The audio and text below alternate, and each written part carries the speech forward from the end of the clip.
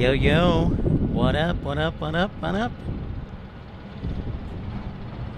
What up, everybody? Hey, hey! No, I don't have the soundbar in play. Dang it. Maybe I should put the soundbar in play. Oh, we'll see what everybody thinks. Hey, what's up, 604? Lobos, where's the 737 going? That is a great question. I can almost guarantee you it's going to Denver or Chicago. I'm going to go with Denver. What is up, Pyro?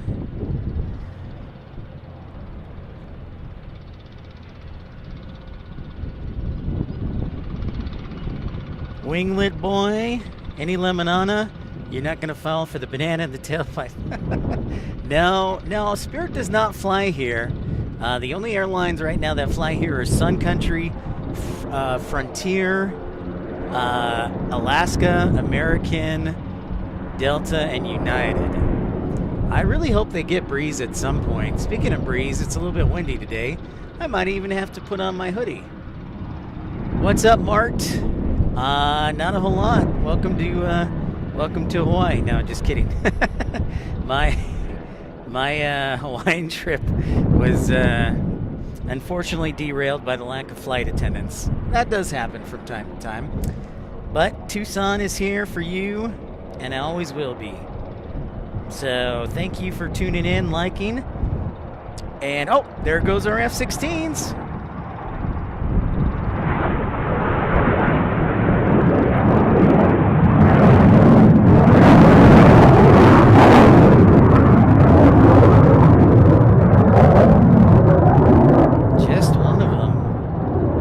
So today is, or I should say today, this week is night operations.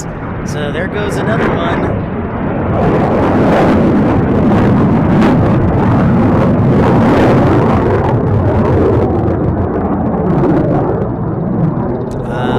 Yes. Love those Vipers. I'm going to turn down the sound just a little bit. I don't want your speakers to explode too much. Daniel, Kevin Kelly. Oh, it's David from Dubjet. David, well, shoot. Where have you been? I kind of thought it was you, but then you disappeared. And I was like, where's David? And where's Sandra? And where's all my homies? So what's up, Daniel? Thanks, guys, for tuning in. Appreciate all of you. Monday, January 26th.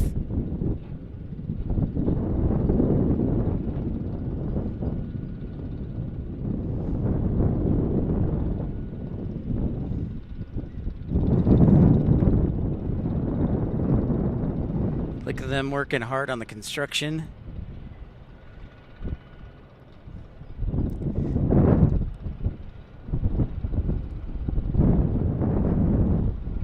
It's a breezy day, but a nice day. I wouldn't mind playing golf in this weather. Oh, look, more F-16s. What?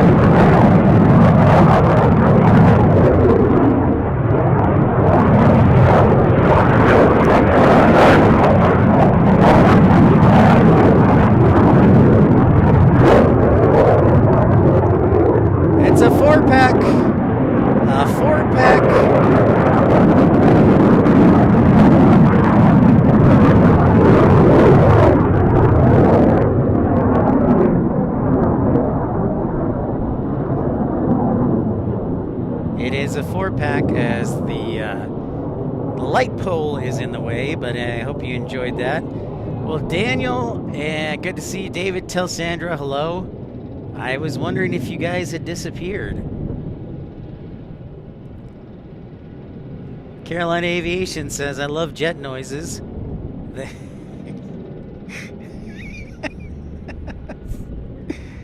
The way you said it made me think of a specific type of disorder. Thank you. Hey, big thank you to everybody who contributed yesterday. We're only $310 away from reaching our goal by February 11th to do a Carolina Aviation super stream. So if you'd like to contribute, you can do so via PayPal, GoFundMe, or you can send a super chat. We also have Venmo as an option. Hi, Greg.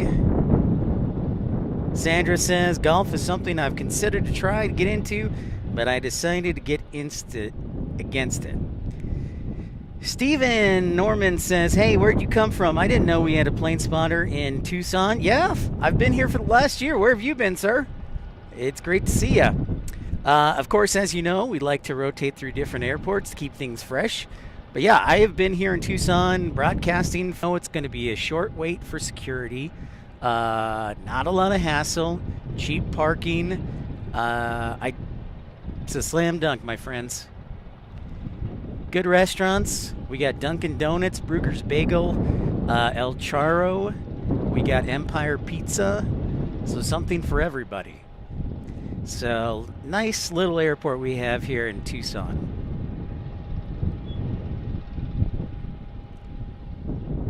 Sandra says golf is something you have to finesse. Is that saying you're more of like a softball where you just beat the ball? All right, folks, that's almost it for the F-16s. Thanks for joining us on the show today.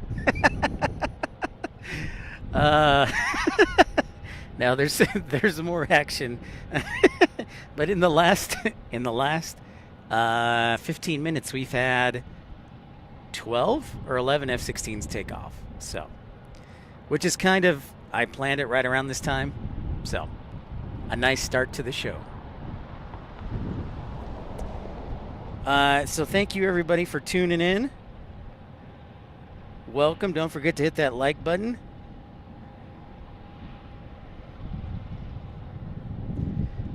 If you'd like to see me travel across the country and get stuck at a random airport due to weather, don't forget to support the channel. Oh man, yesterday was a long day. I didn't get home till 11 o'clock last night, and a big thank you to my friend Michelle, who was kind enough to pick me up last night so I didn't have to rent a car. I did give her gas money though, so but I did at least not have to rent a car and save a little bit of moolah. So thank you to Michelle. I appreciate you. Lot Boy, what's going on? Block 70 F-16 there. Roger that. Storm Chaser Mark, what's happening? What is happening? How's the weather today? By the way, so I as we start to get all our people in, I'd like to talk a little bit about yesterday, because I have a lot to share with you that may help you on your future journeys. So, as we try and do, we not only entertain but also educate here on this channel, and I would like to do that. So let's see, we have had 12 F-16s take off. We have more upcoming. We have Southwest Airlines in about 20 minutes from Denver on a 737-800. Looks like Seattle's delayed. Yeah. We have a Beechcraft King Air from the U.S. Forest Service. The flight to Dallas was canceled, so we have a lot of F-16s for you. Oh, we got a shorts coming in. Oh, I got to stick around for a shorts. Love me some shorts. We got a shorts, man. We got a shorts alert. And I am also wearing shorts today. Very exciting. Caitlin says, hello, what gate number are we looking at? Great question, Caitlin. Let's zoom on in. So United, that is gate Alpha 7, I think. And then over here to the right, Alpha 5. Excellent question, Caitlin. There are two concourses here at Tucson International Airport, a A and a B concourse. Over here we have the A side, which contains United Airlines, Southwest, Sun Country, and Frontier. The B gates, hold that thought. I hear more F-16s. Stand by.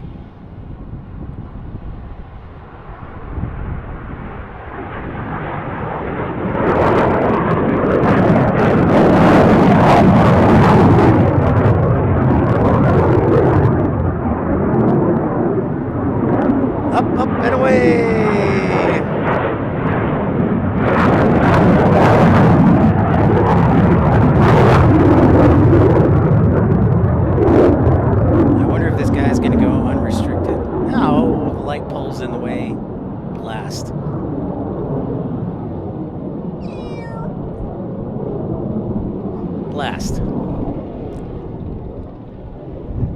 Thank you, Storm Chaser Mark, for that generous $5 super chat, sir. Many thanks to you. Life begins at 40. What's up? Yes, great to see everybody. Welcome, welcome to Pip's Plane Spotting Live from Tucson. So nice to see all of you. And our aircraft are going to be a little backlit just because we are fading, looking to the west, so we've got the sun right in our eyes. That's okay. This happens once a month typically, where the F-16s will fly at night. Most of the times they'll be done by 1:30 or 2, but this week it's night flying for the F-16s. And that happens once a month typically.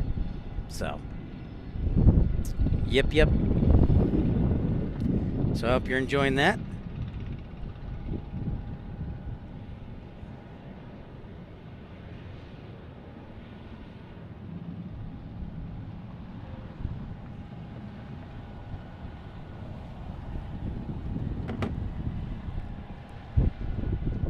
Very cool, very cool. Life begins at 40 plane flight sim.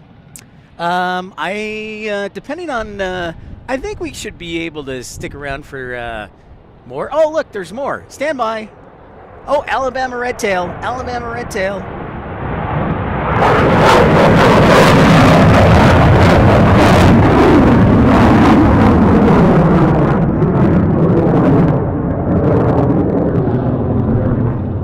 Thanks for the afterburner.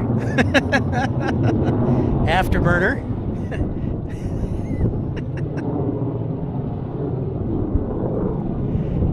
Our Alabama Red Tail. Oh, the car alarm count. The car alarm count is at 1. Yeah, that does typically happen when they take off.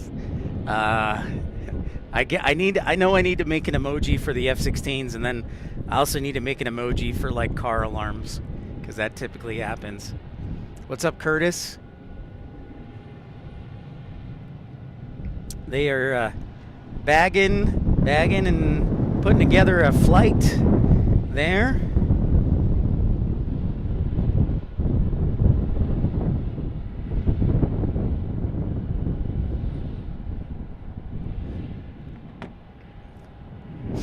So welcome everybody.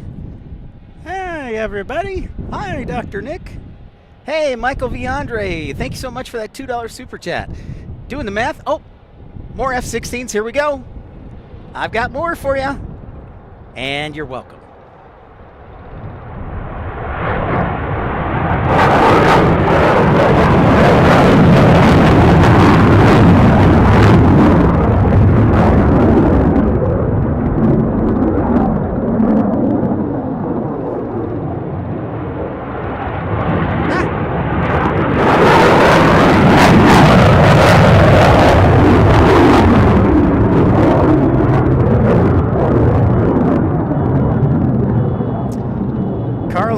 Car alarm count at 2 now.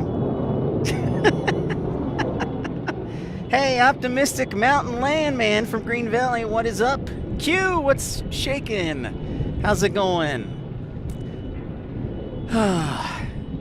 Yes, great to see you. Q, Brian Lloyd, what's going on? Thank you, guys. I was going to say, with Michael's contribution and also Storm Chaser Mark, we're down to $303 for the Super Stream with Carolina Aviation. So we have approximately 2 weeks, a little over 2 weeks to raise that amount. I think we could do it. I want to say thank you to everybody who's generous. Doesn't matter if it's $1, $10, $20. This is going directly to the cost of having to travel across country to North Carolina and to cover help cover hotel and whatnot. So thank you to everybody. Oh, that looks like a Cessna 560 XLS, a NetJet special. And you know what? They are setting up this week, I think, for the big GEM show here in Tucson. That's right, I said GEM show. or one of the many gem shows they hold in the wintertime here in Tucson. So if you're looking for all sorts of rocks and jewels and basically anything that comes out of the ground or a mountain that is a rock.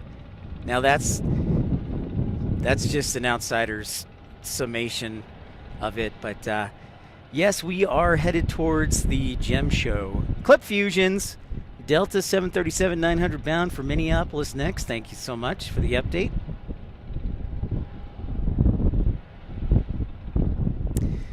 I'm still, I'm undecided what we're going to do tomorrow and Wednesday. I've got to do some research on some stuff. We might hang around this weekend and then be on the road next weekend. But we'll see. I just know after yesterday, I woke up about 10:30. I felt like I had been run over by a truck. Not so much the pain aspect, but the exhaustion and kind of like after a crazy day yesterday. There is that 737-900. Thank you, Clip Fusions.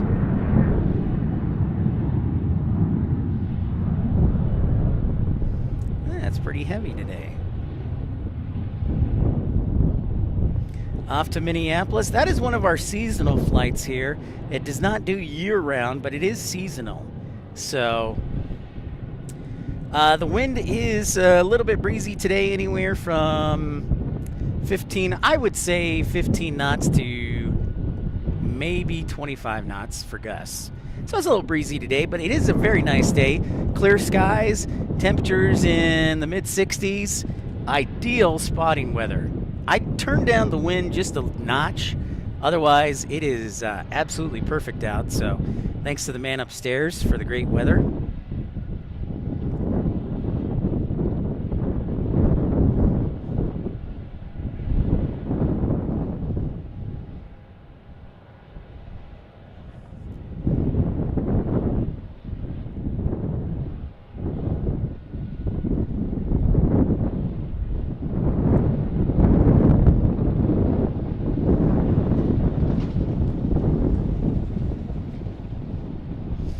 Don't forget to like and subscribe. Timothy Wayne Thomas says allergies stink. I agree.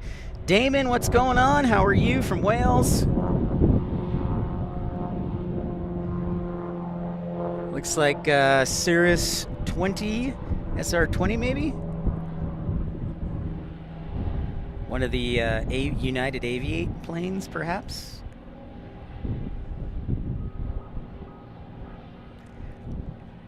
It's worth mentioning for those new viewers that Arizona is where a lot of people do their flight training because the weather is good all year round. Now, obviously, when it's super hot, it can be a challenge, but you really have a lot of great weather to fly as a general rule. So, if you are encountering buffering, just be patient.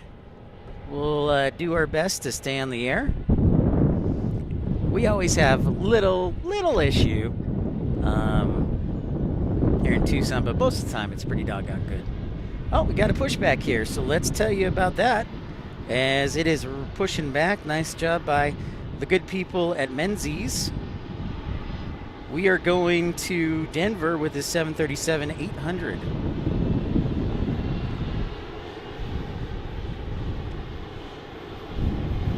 Need to get more people to tune into the show. I need like my own advertisement in the terminal.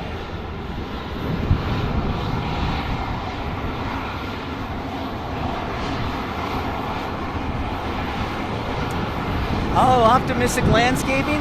I agree. That would be great. You know, the other thing I would love to see is either Boston or JFK. Most likely Boston from like JetBlue. But yeah, Minnesota year-round would be a great one. Minneapolis, that would be a great one. I would agree with that. Also to Detroit, that would be nice.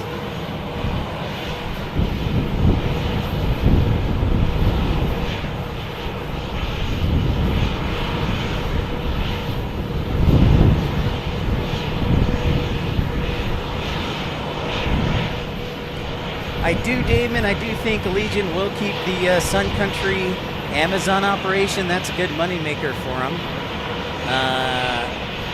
But Amazon is the one who contracts them out, so Amazon can do whatever they want.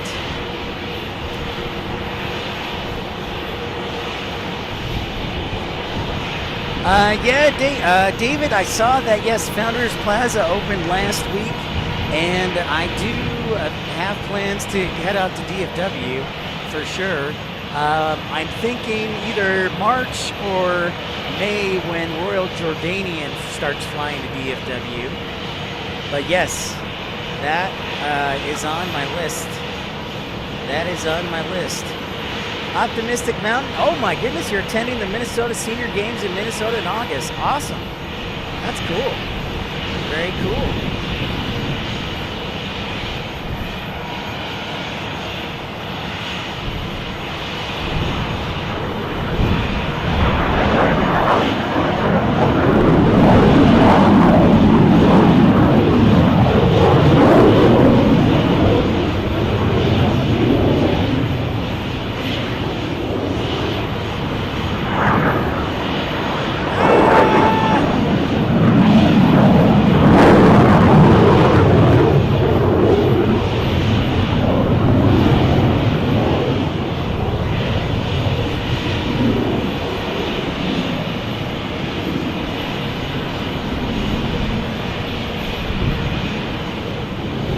What's up, Aircraft Expeditions? How's it going? That's like, I think we're up to 18 F-16s.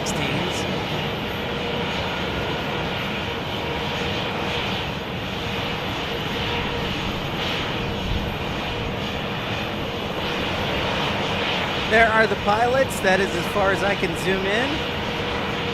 They're going through the taxi, pre-taxi checklist.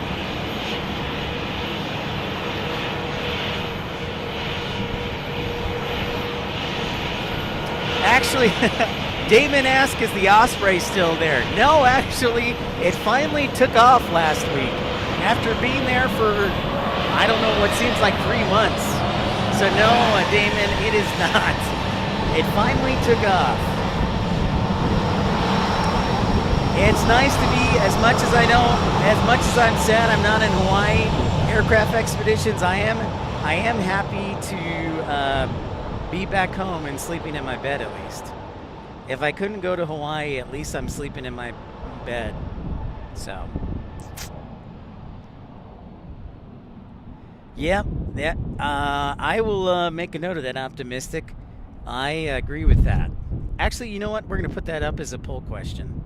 I'm going to put together a poll question. But yeah, that would be awesome because that would open up the East Coast for me. And that would be spectacular. Ritzy Mink, how are you? Hope you're staying warm.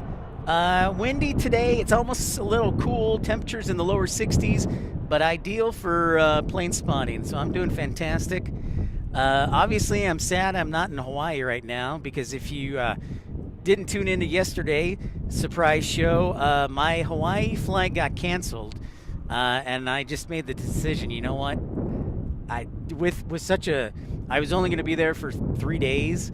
And eliminating one of those days, I just was like, it just doesn't make sense. So hopefully American is coordinating everything and I haven't got my flight credit back yet. So I'm still waiting on that. But I'm doing good otherwise. I slept a lot and I felt like I had gotten hit by a truck. Kind of the feeling of dazed and confused, like what? And I was a little sore. But went to the gym and kind of shook off the cobwebs a little bit. I believe this is our Southwest 737 from the great city of Denver.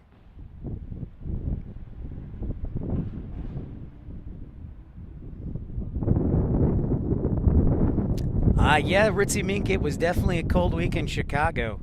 For sure. What's up, Randy? How are you today? Welcome to Tucson.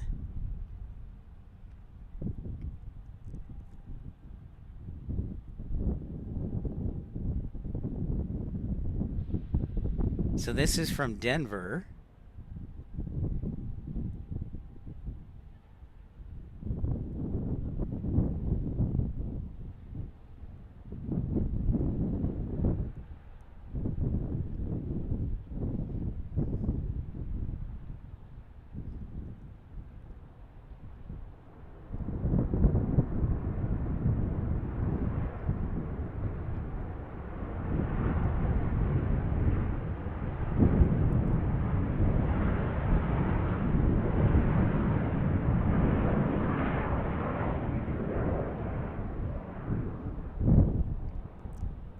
Hey, look, we also have a Delta A220, a whale making its appearance. It's going to be taken off back to Seattle. This is an upgrade for the winter season. Delta does an upgrade. They fly the E-175 in the summertime to Seattle, but during the wintertime, they fly the A220 to Tucson, which is pretty sweet. And also, in case you're wondering, the F-16s, we've had about 16, 18 of them take off since we've been on the air. They are practicing night maneuvers this week, so flying in the afternoon and evening. So hence we're on in the afternoon. Next week, I think it'll be drill weekend, so they'll be off on Monday. That's why I'm thinking maybe next week we go out on the road, since they will probably be off on Monday. Ooh, yep, the Wookiee, winglet boy.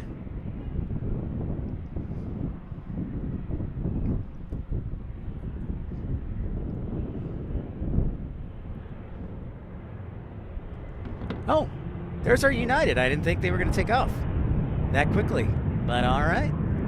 No flow into Denver must have been. Sweet. We are expecting runways and departures on runway 12 for the rest of the day, based on the wind forecast. Winds should be softer after 6. Samuel Rosebrock, hello from Indianapolis. We just got 10 inches and very cold. Oh, well, you know, I always enjoyed it when it snowed in Indiana. I enjoyed that. So stay warm out there, sir, and be safe. But everybody thinks I'm crazy because I do miss snow. And obviously there are annoyances to snow, but it's also a beautiful landscape and, you know, just makes you appreciate the seasons a little bit. So glad to have you, sir. Clip Fusions. I remember being at Reed Park Zoo at Tucson about a year ago, and I saw the A-10 Warthogs doing touch and goes from there. I actually saw them today, so they were doing some maneuvers today at Davis-Monthan. Clip Fusions, so yeah, they were out today actually. And any old time, greetings to you. Hello, hello. Caitlin, I believe Southwest will go to either Alpha 6, Alpha 4, or Alpha, let's see, Alpha 4, Alpha 6, or maybe Alpha 8. So you can't really see them, but that is what I'm thinking. Samuel Rosebrock says, I'm heading to Miami in a few weeks and cannot wait. I bet. Yeah, that would be a nice location to go to. Perfect time of year to be in Florida. Clip Fusions, I actually live here in Tucson. So I'm just a single guy, but I like to grow the channel, and so sometimes we travel and meet new people. Plus, you know, it's fun seeing new things, and you gain I hope a better appreciation for aviation, you know. So we've been to 54. We've broadcasted at 54 airports, live streaming. So we were actually, since my flight to Hawaii was canceled last night, we were in Phoenix last night doing an impromptu show. Optimistic about landscape. Well, you know, I don't like shoveling the snow, but what I do like is having a snowblower. One of the greatest inventions in American history, the snowblower. So, the first ever 777 stored. That's a great question. I don't know if it's stored up at Marana Clip Fusions. I'll have to go take a look. That would make sense. That wouldn't surprise me. But Marana is about 45 minutes north of here. That's where the larger aircraft are typically stored. Because if you look across the way, you can see Big Blue, Mitsubishi Heavy Industries, CRJ kind of Boneyard, and Refurb. Those are all CRJ 200s pretty much. Robert Brunn, good afternoon to you, sir. Hello, hello. John Reed. Good afternoon from Toronto. Love TIA. I have some fantastic memories of my life. We started there. We'll love hearing that, John. Thank you for sharing. We're working on another runway. If you can see, they're doing construction over there. If you look closely, you see some earth movers, some trucks, some water trucks. They are working on a new taxiway and runway there. So by April of 2027, we should have 2 identical runways, 12 left and 12 right, and 30 right and 30 left. That'll be opened up, hopefully. Dude pilot.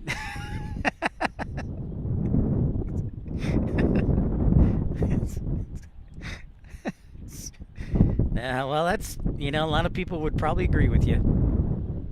Oh, speaking of that poll question, give me a moment here. Nick Regal, any special arrivals or departures this afternoon or business as usual? Nick, I did look on the schedule. There might be Arizona 1 later this evening. I don't know how long we're going to be here. But other than that, it looks like, business as usual. I will tell you, Nick, there is one special aircraft coming in today that I'm a big fan of, and it's a Shorts. If anybody knows what a Shorts looks like, it's like one of the least aerodynamic aircraft ever designed, but I love it. And so that is supposed to come in, I think, the next hour from the U.S. Forest Service.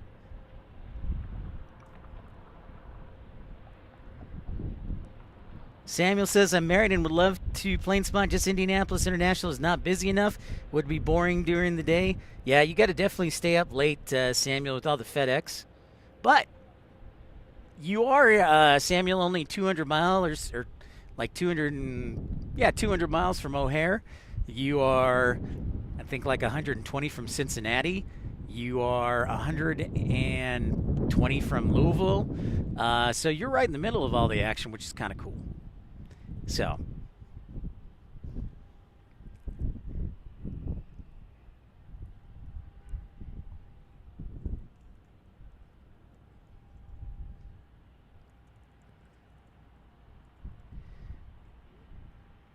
right, so I'm putting together our poll question here, so give me just a moment.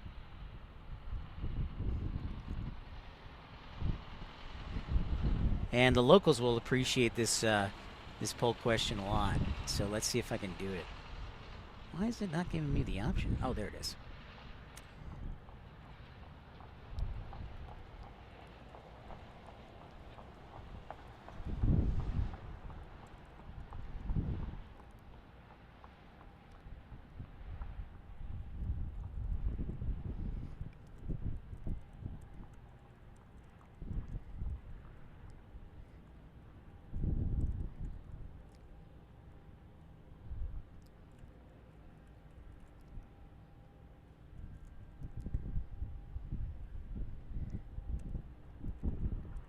I'm going to give you a wild card.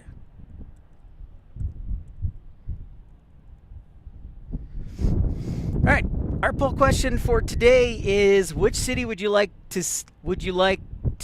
Oh, I got to edit it. Well, I'm not going to edit it. I just really bad English. Which city would you like Tucson Airport to add for flights? Mexico City, New York City, Boston, Miami. So Mexico City, New York City, Boston, and Miami. Those are the 4 choices. The Mighty Sherpa. Yeah, that's correct, Robert Run. I love that plane. MROM. Yes, the Sherpa, yeah. Winglet Boy says, is it a 360 Shorts because they were built in Belfast and were known as the Flying Bus? Yep. That be the one. That be the one, David. It should be here in the next hour.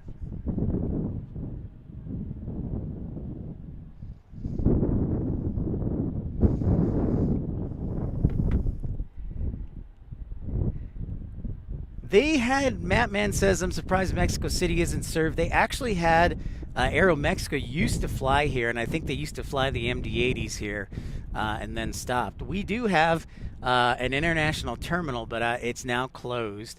We have one customs gate and that is Bravo. Well, I guess you could use Bravo 3, but technically a customs gate is Bravo 2.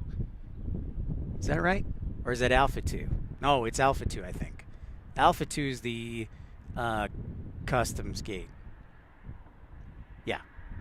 There you go. Sorry for the confusion.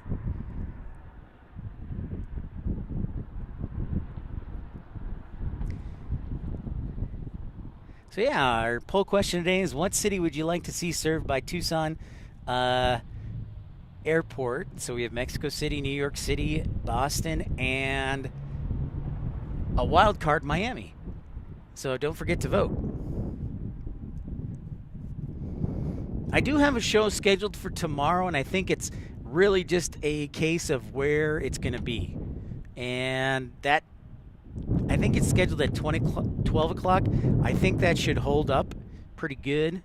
I might move it earlier. But I think that's a pretty safe assessment. We'll be on the air tomorrow. I don't know if they had a flight to Tucson. I haven't heard anything about a flight to Tucson from JetBlue. Do you pilot in the past? I'll have to do some research on that.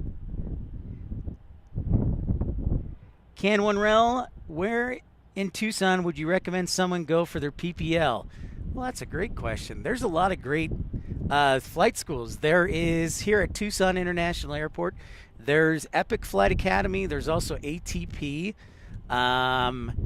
There is Velocity Air out at Ryan Airfield, which honestly, if you're looking for your PPL, Ryan might be the best airport to go.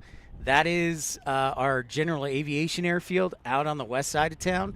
And it's, it doesn't have any commercial traffic. It basically was made for PPLs. So I think Velocity's out there, and then Epic Flight Academy, and also ATP.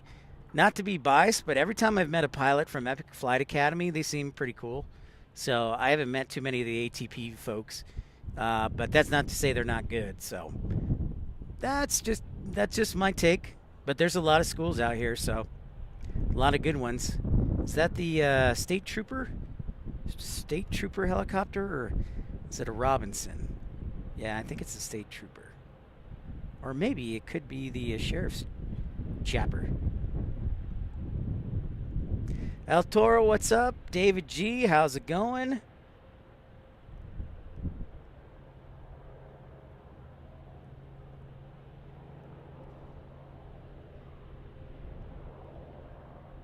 No problemo. Thanks for asking. Happy to help where I can. I definitely am not the expert at everything, but I've definitely learned a couple things here. Fun fact for you locals, we had a medical diversion here last week. It was a WestJet MAX 8 that was flying from Puerto Vallarta to Vancouver, and that was about 5 o'clock, I think last Wednesday or Thursday. Thankfully, the patient is okay, but that's, maybe the good service we provided at Tucson, maybe that'll bring WestJet down here. So Flair flew down here for a hot minute before the pandemic, I believe. But yeah, kind of unique diversion. Jeff Davis, weird looking chopper. Get to the chopper. It must be like a Robinson then, because I wasn't sure if it was the state trooper or that looks weird. Maybe it's a Raytheon. Now I'm not sure of it all, other than it's a chopper of some sort. Might be an R-22, but and it is an interesting chopper.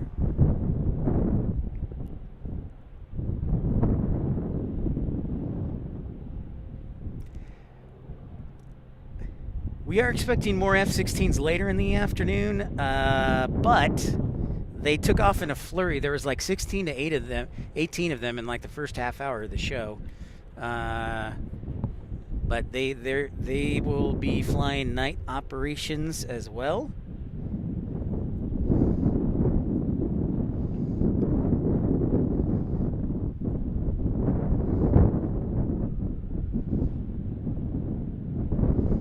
In fact, I'm looking at the email. Let's see. All right. Oh, we got some more returning already. Look at that. Look at that. Oh.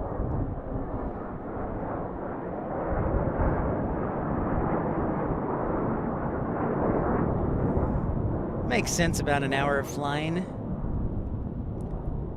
That's kind of cool. Finally, my camera works. I think it works well on zoom-ins like that when the sun is from the west but not in the morning.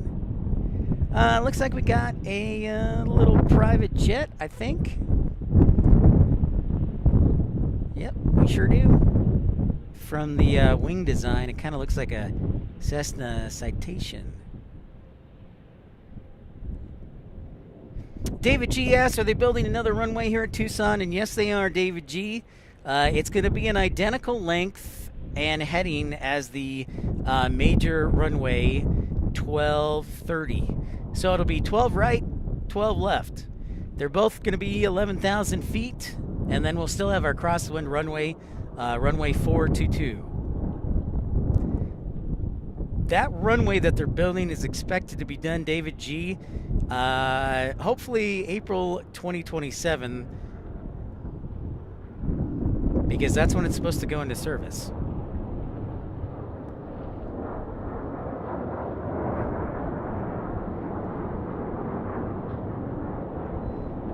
All right, question from Samuel Rosebrock. What is the deal with the tiny jets in the distance? Okay, another great question. So, Samuel, I'm going to tell you, this building right here, we call this building, it's called Big Blue, and it's owned by Mitsubishi Heavy Industries. And Mitsubishi Heavy Industries is the company that bought the CRJ program from Bombardier. So now they own the program, the assets, whatever, and the maintenance behind it. So a lot of CRJs will be either repaired here, they'll be mothballed, or they'll be stored after their useful life. So you see all those old CRJ 200s, those are all stored there.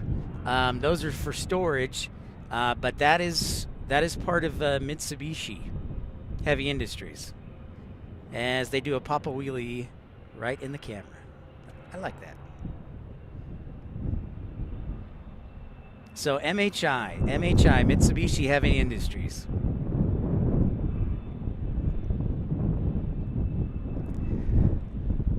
Our rad delayed runway official, guess who's back?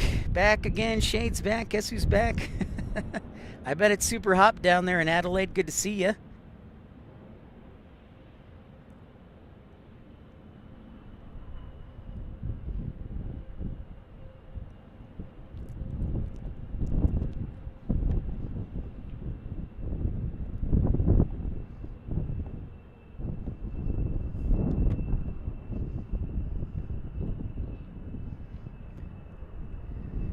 Thank you, everybody. Thank you, Storm Chaser Mark, Michael V. Andre, for your contributions. We are $303 away from a super stream. Carolina Aviation, the money that so many of you have been generous to contribute, that'll go directly to help defray some of the travel costs, because it's not expensive, or it is expensive to fly across the country and super stream from RDU. So.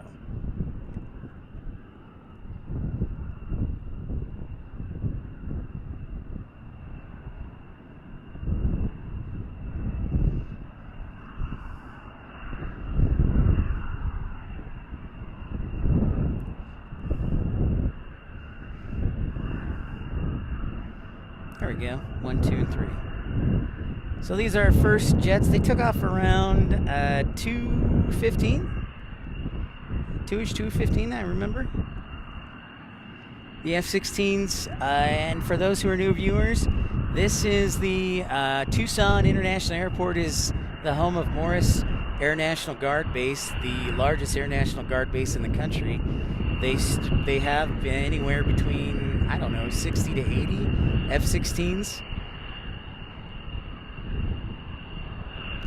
Do the F-16s get priority takeoff clearance over the commercial jets? David G asked.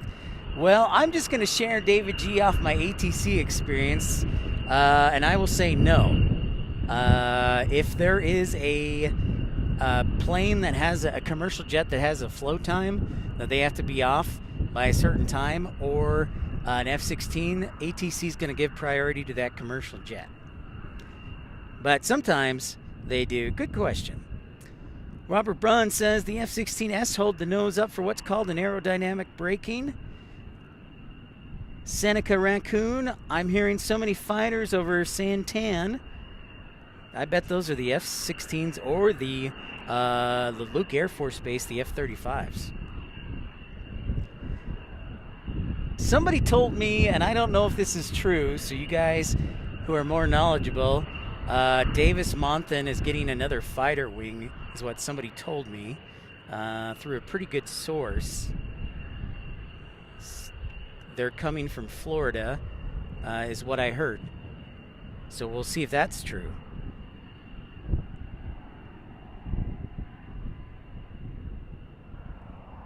Good question. I don't know when that is, and I don't know if it's true, but that's what somebody told me pretty recently. Our next arrival will be SkyWest 4973 from Phoenix, the Phoenix shuttle. Let's see what else we got here.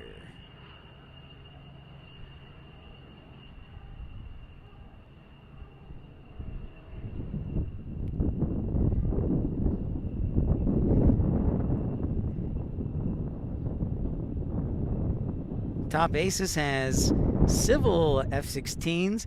Lynn Christie, good evening to you. How are you?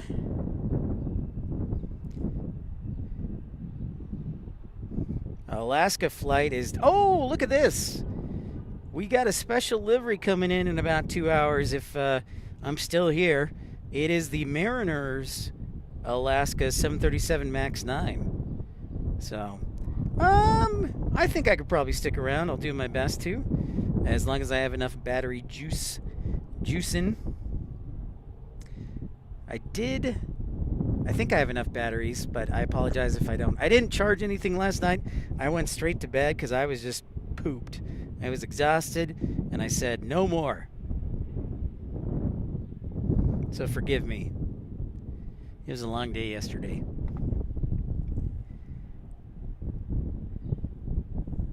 Robert Brunn says it's a wing of Special Ops C-130s. Thank you, Robert. That are going to Davis Monthan.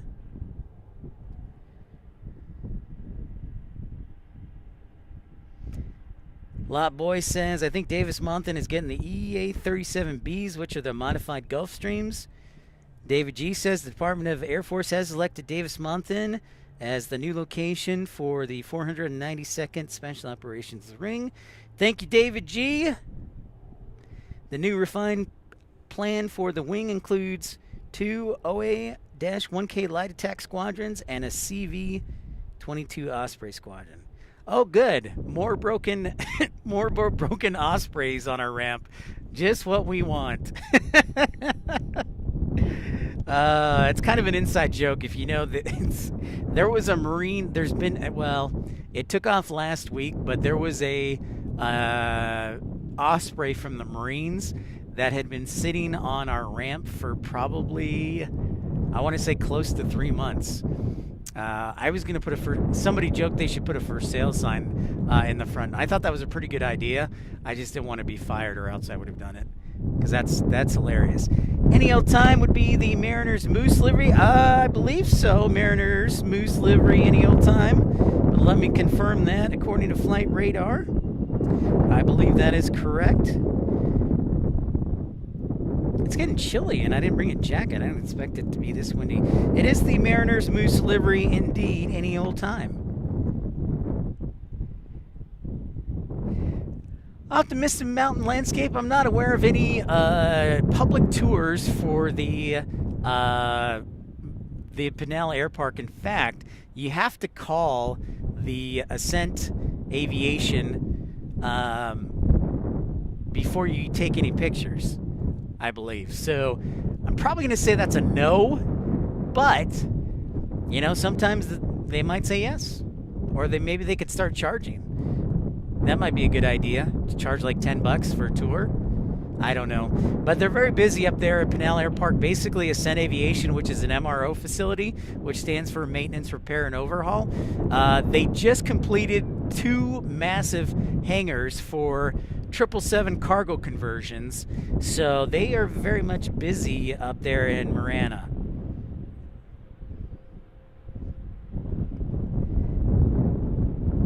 But that would be nice if they did have a public tour. I know Davis Monthan used to have a public tour, but unfortunately not anymore.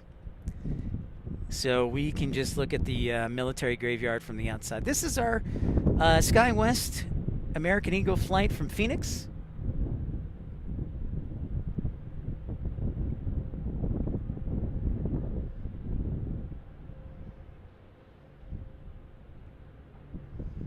You know, Lynn, I'm mostly recovered after yesterday. I slept in and I felt exhausted. And I went to the gym to get off the cobwebs, and I feel better. So hopefully I'll sleep good tonight too as well. But yeah, I was pretty tanked after yesterday.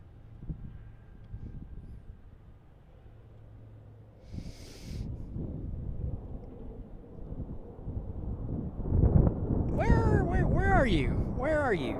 I think I see you. No. Oh, the sun. It's too much. Flying overhead. Sorry about that.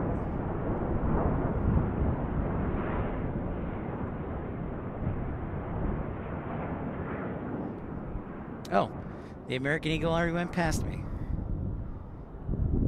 Sorry. X2 friends, what's up? Why does Tucson have flights to Phoenix also when you have fully flying to Hawaii now? It's called hub protection. Hub protection, I think. They're pretty full. I mean, the flight I was on yesterday was flown with an A319, and that like had 100 people on it. So that's a great question, but they make a lot of money on those flights.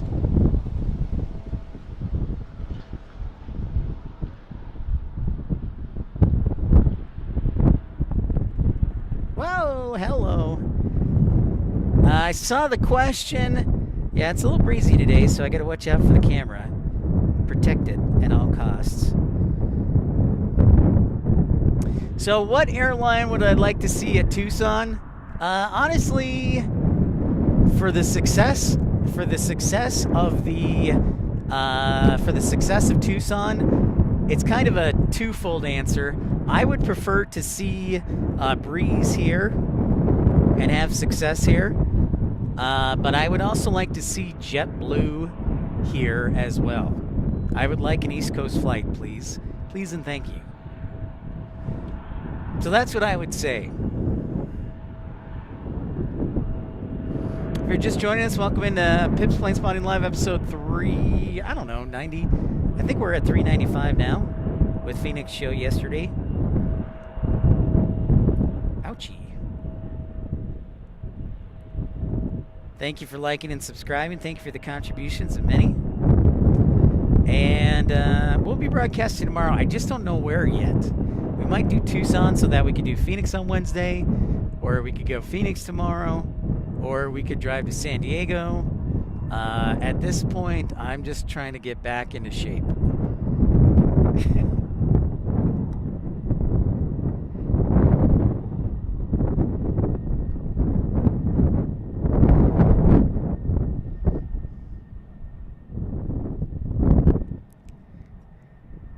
If I'm ever going to do this full time, I have to be in fantastic shape. So I need to get back to the gym.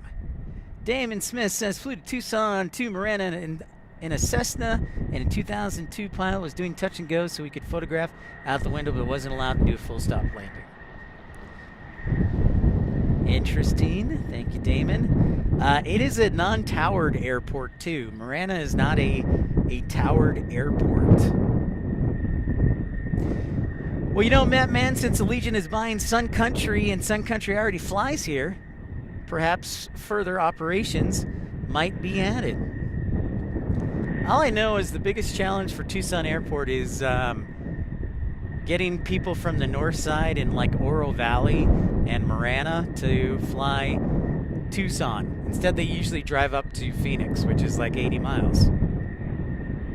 X2 Fran says would love to see San Diego. San Diego, of course, one of my favorites. Oh, look at this. We got a T-45, a Goshawk. How about that?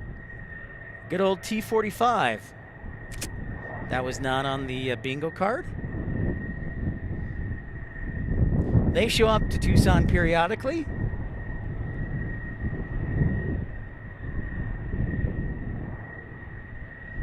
So how about that? Very cool. You never know what you'll see at Tucson. It's the most unexpected airport,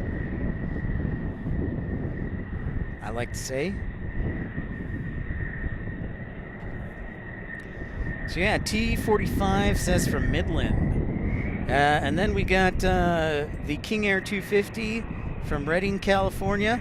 Looks like we got another T-45 about to arrive in 5 minutes or so.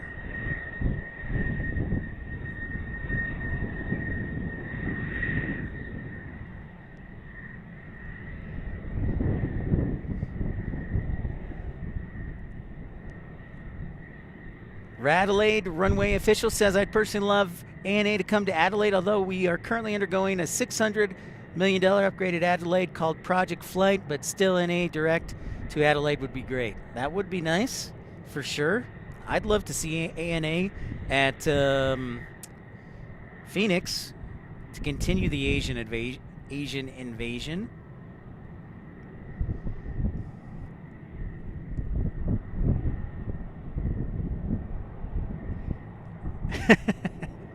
We haven't seen any tumbleweeds yet. No, it's true.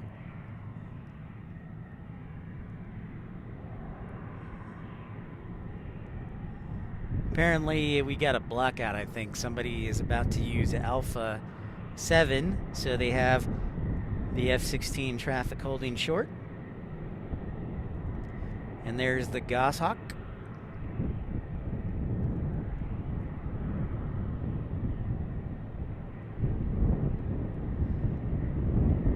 Our poll question has Miami in the lead right now. 36% of the vote would like to see Tucson to Miami. Nice. That would be cool. Sam Rosebrock says Indy is doing a big charter over the next few weeks for Sun Country. Wonder if Allegiant will continue with them.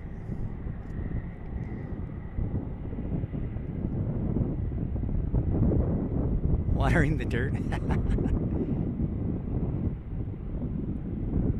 Okay. Right on. Thank you, Dude Pilot says, yeah, JetBlue did service Tucson back in 2006. They pulled out soon after. Well, 20 years is enough. Come on back. Come on back, JetBlue. Honestly, Breeze, I think, would make the most sense. I would like to see also United adding flights to Dulles. That would be nice.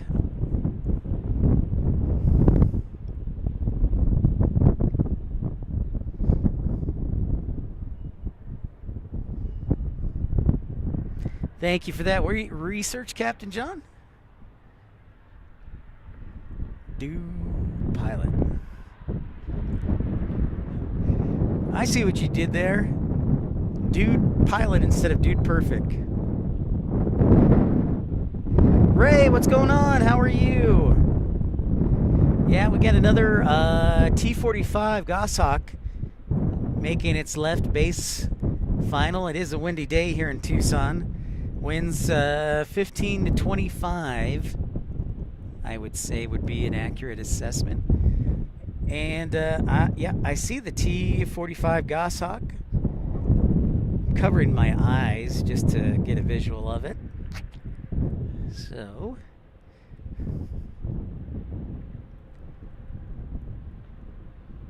can we see it from there? I think we can. Yeah, I see it.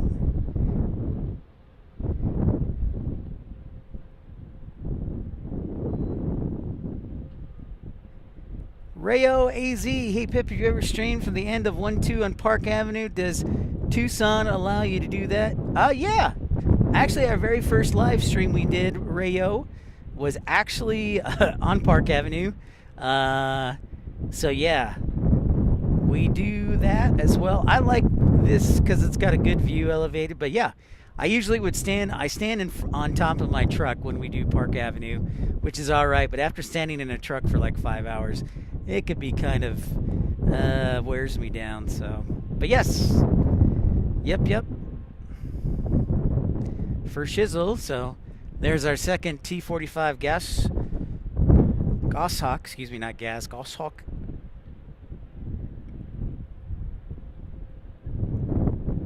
There it is.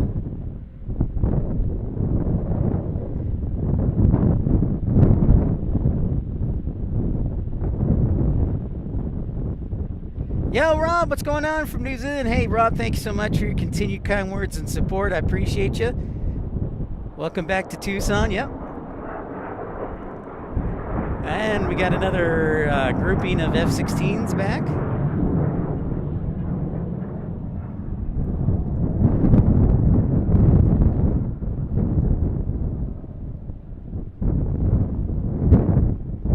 Okay, so there's a question about Mesa Gateway. Will they change from Mesa Gateway to Phoenix with Allegiant and Sun Country? I think they'll still keep both.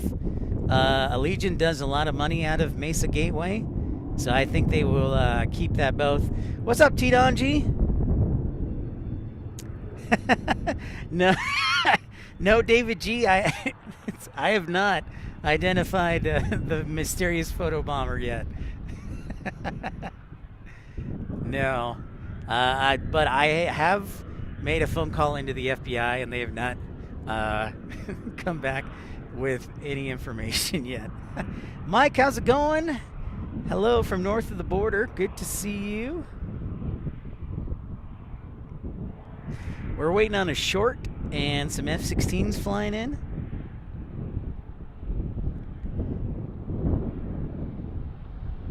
Again, Tucson isn't the busiest airport in the world, but we have some great little, I don't know what you would call them, bonuses. We got the largest F-16 wing in the country. This is a great place for lots of military aircraft to land because they get per diem. We get big aircraft that fly in from overseas that want to clear customs without the hassle of like Phoenix or Las Vegas. So yeah. We get a little bit of everything. United Airlines David G says is landing, and he is right. It's an A319 from Denver. And yeah, that's our next one. Surprisingly enough, I never see, there's a lot of C-130s at Davis-Monthan, but surprisingly enough, I don't see a lot of them do touch and goes around here. I see KC-135s periodically. But yeah, not often a lot of C-130s. Guess they just want to hang out with their homies at Davis-Monthan. But to give you a full list of military aircraft I've seen here, let's see. Of course, the obvious would be the F-16s. I've seen F-18s. I've seen F-35s. I've seen the Goshawks, I've seen T6s, C-130s, KC-135s, C-17s. I've seen the Gulfstream modifieds, the A-37 Compasses. I've seen A-10s. What else? See, now I'm really thinking about all the cool aircraft I've seen. Oh, of course, the Osprey. I've seen Chinooks, I've seen Stallions, I've seen Cobras. So yeah, there's a lot here. You just have to keep an eye out.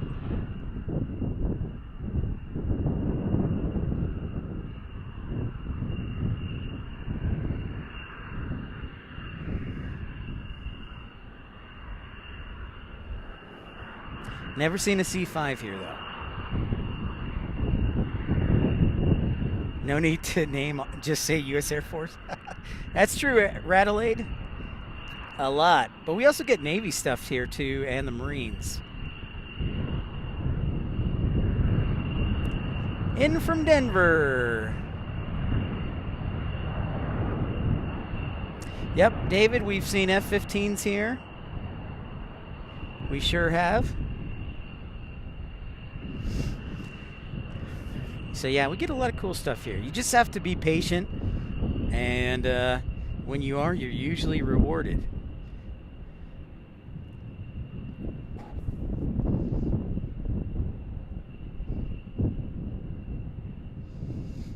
All right, we got a King Air on final. And then we have a Cessna Citation Sovereign.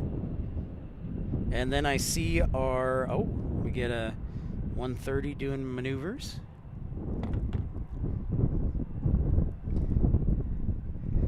Probably the rarest aircraft I've seen here as far as chance of it ever coming again would probably be the Max Air 747-400. It's a Nigerian airline, I believe, or a Ghanian, Ghana, and it came here to be stored, but it had to clear customs first. So that was probably the rarest, I would say. Arena, what's going on? Pip, what's your favorite food, Chinese or Mexican? That's a tough one. I would probably give the edge to Mexican.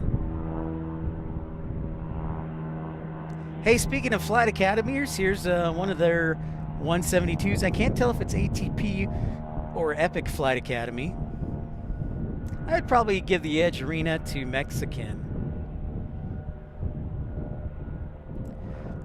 Damon asks, are there any Phantoms still at Davis-Monthan?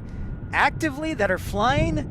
I don't want to say yes, I don't want to say no, but me personally, I have not seen any Phantoms actively flying, Damon. That's all. That's what I would say. And this is our King Air from, I believe, the U.S. Forest Service.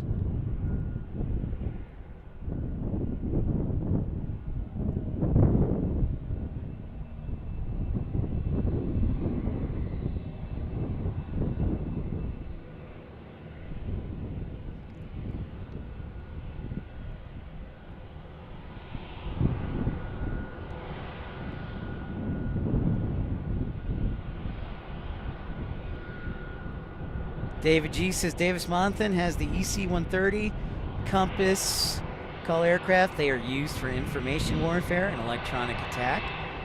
Yeah, that would explain why my internet was not working the other night. Mike Wick educating Mattman on all the Canadian codes. In the meantime, here's United Denver's, the Denver flight from United blocking in here into the Alpha Gates. Mike Wick, Mattman is actually half Canadian. He just won't admit it.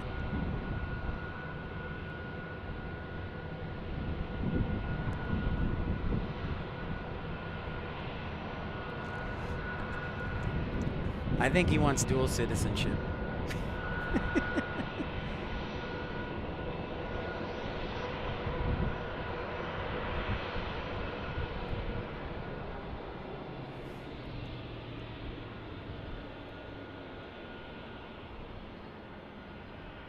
That's right, Arena. Happy Monday to everybody. Happy Monday to you.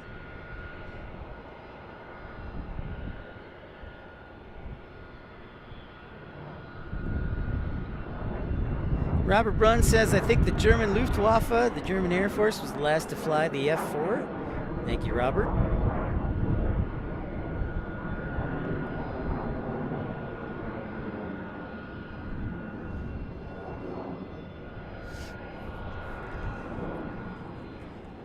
So again, apologies for not making it to Hawaii, but apparently American Airlines did not want me to go.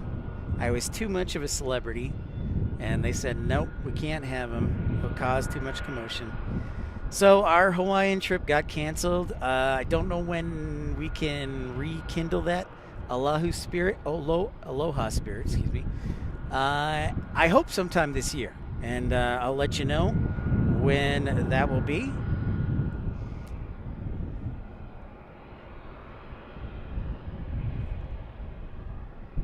Do you guys get any FedEx? Samuel Rosebrock asks. And the answer is yes, we get one FedEx every morning, and it takes off during the week. It is a 767 freighter. I have never not seen a 767 freighter here for FedEx. Meaning I've only seen a 767.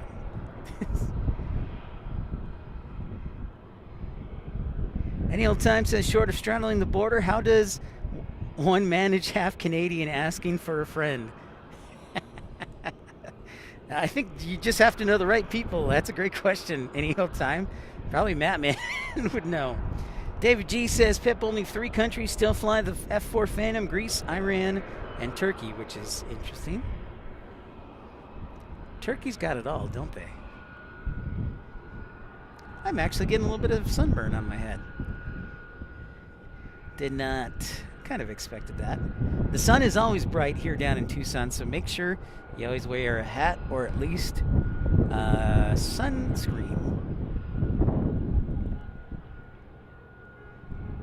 Sioux Falls is a tourist trap. What's... Sandra says Sioux Falls is a tourist trap. What exactly is there to tour in Sioux Falls? Sandra, I'm interested to know.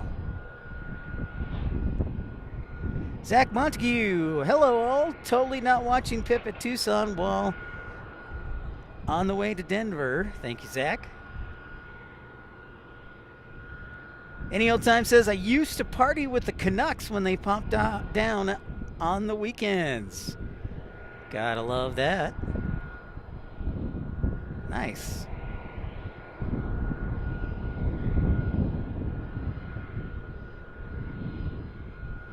There's our Cessna Sovereign. We are expecting a shorts here in about 15 minutes or so. I think. That's still the plan. I saw it on the radar over a while back.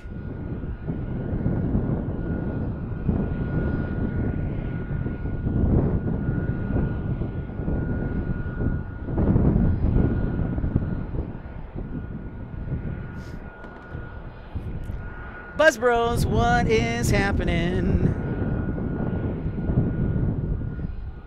Welcome, happy Monday. Happy Monday.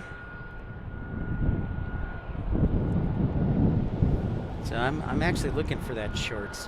Where is my shorts? I am currently wearing shorts, but I'm looking for the plane.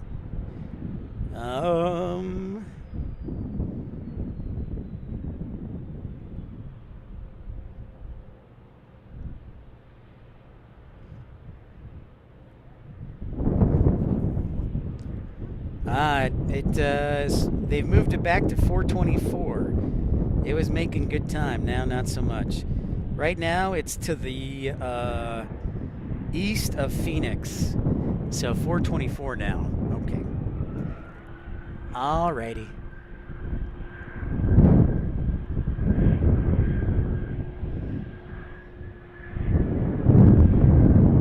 It is Tuesday in Australia.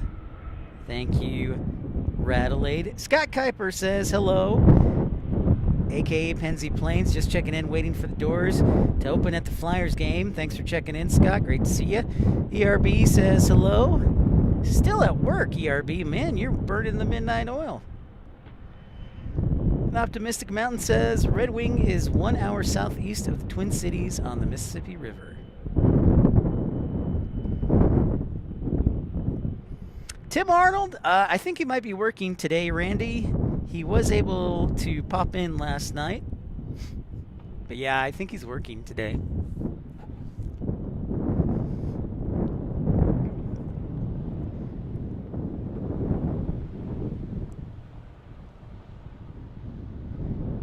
And yeah, it sounds like he's moving to Colorado, which is sad.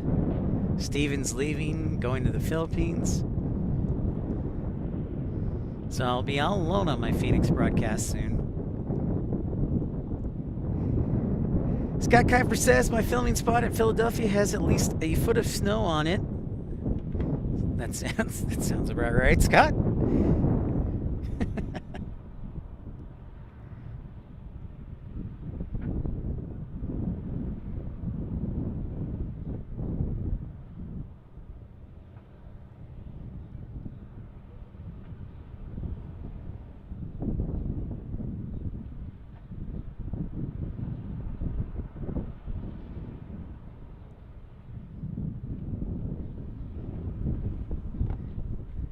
Excuse me for a second. I'm going to grab some water.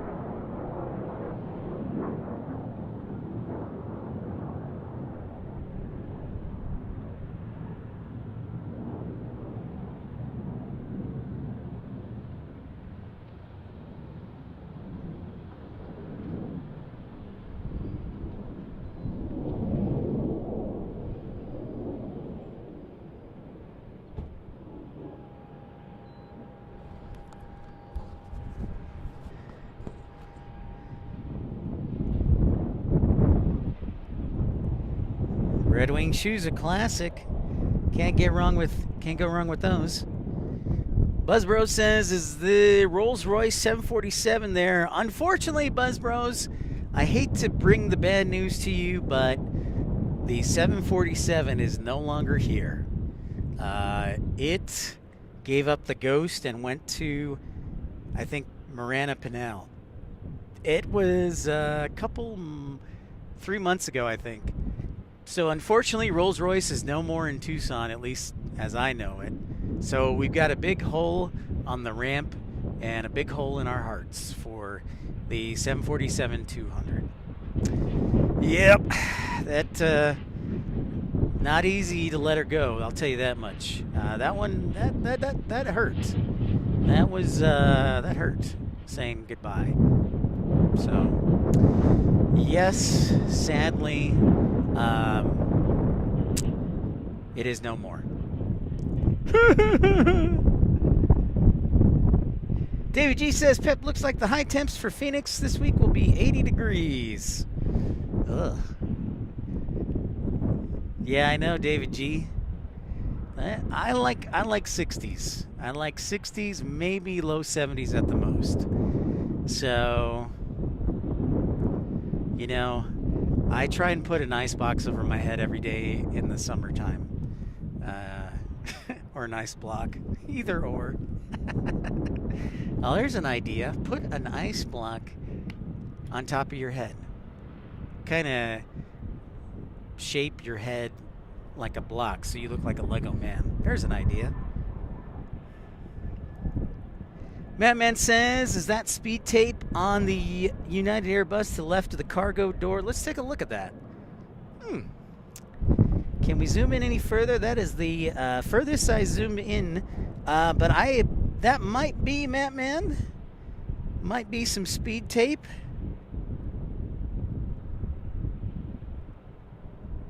Sam Rosebrock asks, what is our largest airline we get at Tucson? It is the A321. Well, I guess FedEx would be the biggest one, the 767. But the biggest commercial airline would be the A321. I have seen once Delta fly a 757 from Atlanta, and that was rare. But that was due to a broken plane in Atlanta. So typically the biggest aircraft that we see is an A321 Neo. NBC Punk 16, my Tucson brother, what's up? What is up, NBC Punk? Hello, hello, welcome. All right, we'll see you later, Buzz Bros. Ramona Aviation in the house. How are you, Ramona? Happy Monday to you, the Queen of Wilmington, North Carolina. Oh, look at that. Southwest already taking off again. Heading off, I think, back to Las Vegas.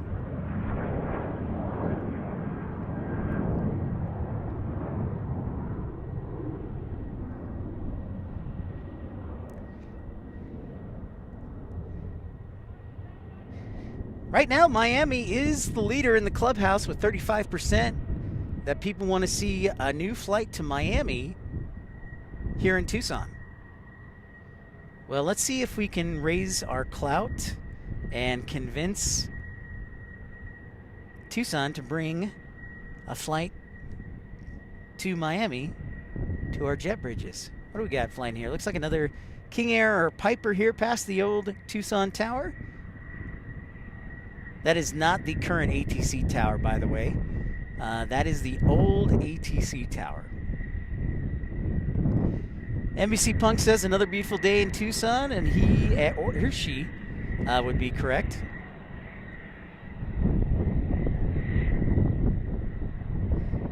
Totally correct, Amundo.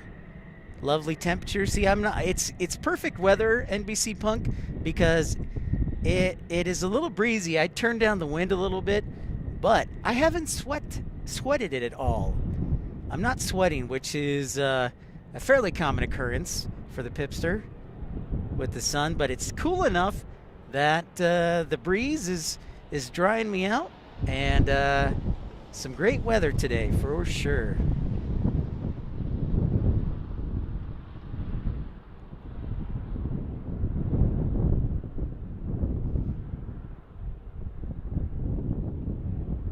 Yeah, Aer Lingus, definitely a rare one for Indianapolis. I remember there was the time period when Delta flew the, I think even 767-400 to Paris before COVID, Samuel. Occasionally, now, if you missed our show a couple, what was it, about a month ago, we had a United 787 Dreamliner landing here. They were bringing the Arizona football team to the Holiday Bowl, and that I can't remember a Dreamliner ever flying to Tucson, so that was a definite rarity. But that was a one-time, not a usual, sadly. So maybe they'll do it next year if Arizona is good. NBC Punk, I am HE indeed. I spoke with you before. I work with the F-16. Oh yeah, okay, my man. Right on, NBC Punk. Loving it. Thanks for bringing us the F-16s this afternoon.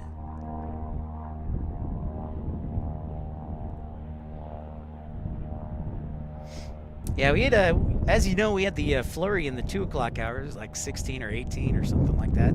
Just taking off nonstop.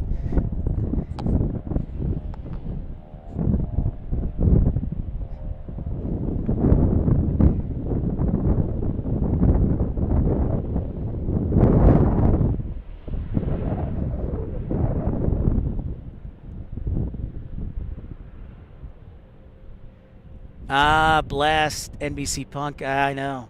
Well, hopefully it'll make an appearance if Arizona is as good as they were this year again. That was pretty awesome.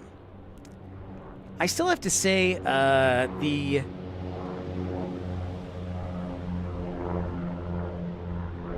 The 747-400 from Max Air from Africa was pretty epic. I mean, even the Antonov has landed here a few times. It hasn't been here, though, in like probably, I don't want to, 6 months. So.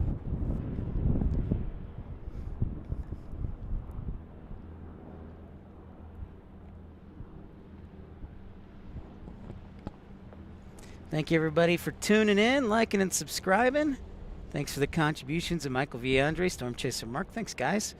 We're $303 away from raising funds, travel funds, to travel across the country to do a super stream with our friend Carolina Aviation. Many of you have requested it. And so we hope to provide a wonderful super stream. And we will also be broadcasting there, hopefully on the Monday and maybe Tuesday afterwards. That is Valentine's Day weekend. We're looking at traveling out to Raleigh-Durham. Maybe we'll do a broadcast in Charlotte. Maybe we'll just hang out at RDU. Maybe we will drive over to Greensboro, my old hometown, for 3 months and see how the Boom Overture factory is. Oh, that's tempting now. That is tempting. So the trip, if we can make it possible, is the 14th through the 17th of February.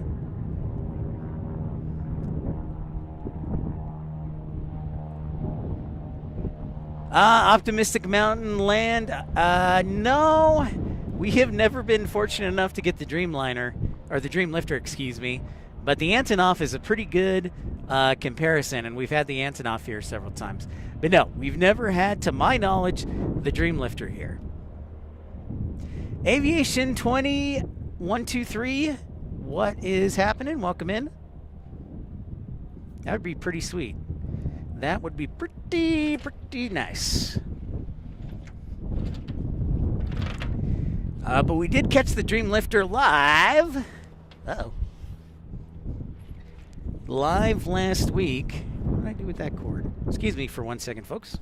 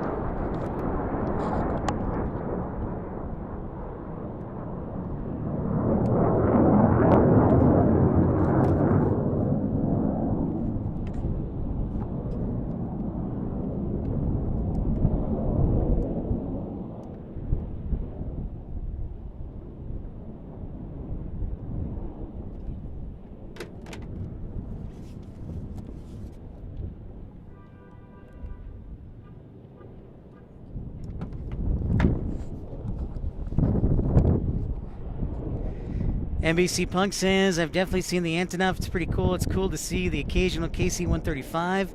Absolutely. Yep, I love catching those KC-135s, NBC Punk, for sure. NBC Punk says we need a non-stop flight to Philadelphia. That might make more sense because it's outside the New York metropolitan area and succumb to delays. So that's a good suggestion. What's up, Hyro? If I had skis, David G asks if I go skiing on Mount Lemmon when it has snow. If I had skis, I would, David G, but I don't have skis right now. But yeah, I would totally do that. Aviation 20123, if you ever head down to South Carolina coast, you should check out Myrtle Beach International in Charleston. I think that is a great suggestion. Aviation 20123, I will gladly check it out. Absolutely. I actually lived in Myrtle Beach for 3 months, but never got the chance to check out Myrtle Beach International. But Charleston, I checked out a little bit before North Charleston police yelled at me and said, stop taking pictures. So you have to do it like from the parking garage or you have to work for the FBO or something. So, but yeah, I most definitely would love to go to Charleston for sure. I love Charleston. I lived there for 6 months. So I love Charleston. Yeah. Check out the Dreamliner factory down there in Charleston. Also check out all the C-17s that fly from Charleston.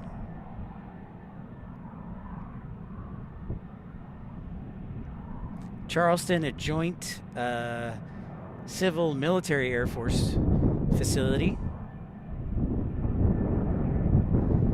Optimistic Mountain Land says, I remember when Piedmont flew its first 767 from Charlotte to London.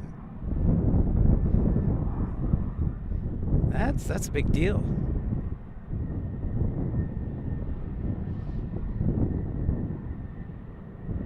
Rob, you got friends everywhere, man. You're like the most interesting man in the world.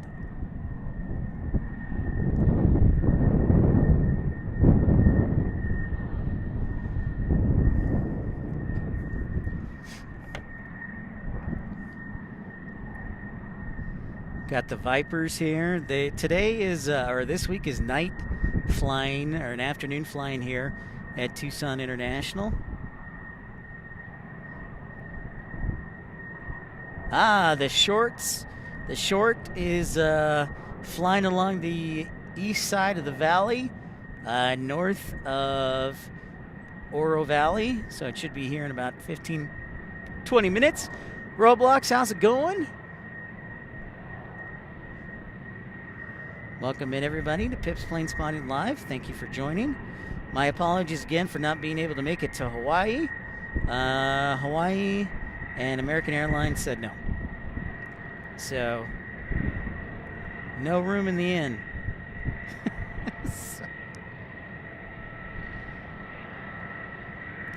But we will get there to Hawaii eventually. Mark Bright Spark staying up late. Mark, what's going on, man? The F-16s say hello to you, Mark.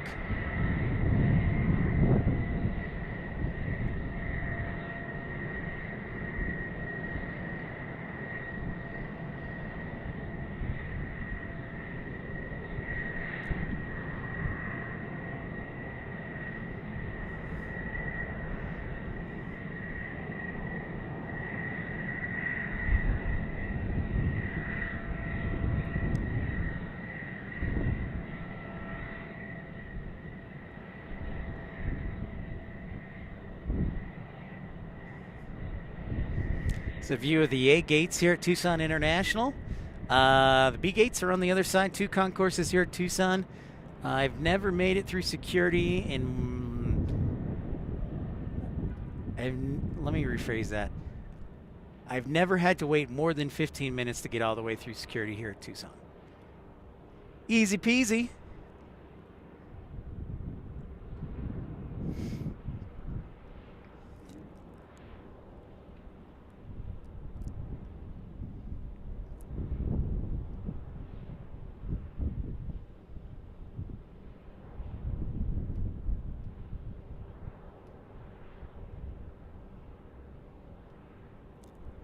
Yeah, so we'll be on the air tomorrow. I think. What I can't remember where I set the time at.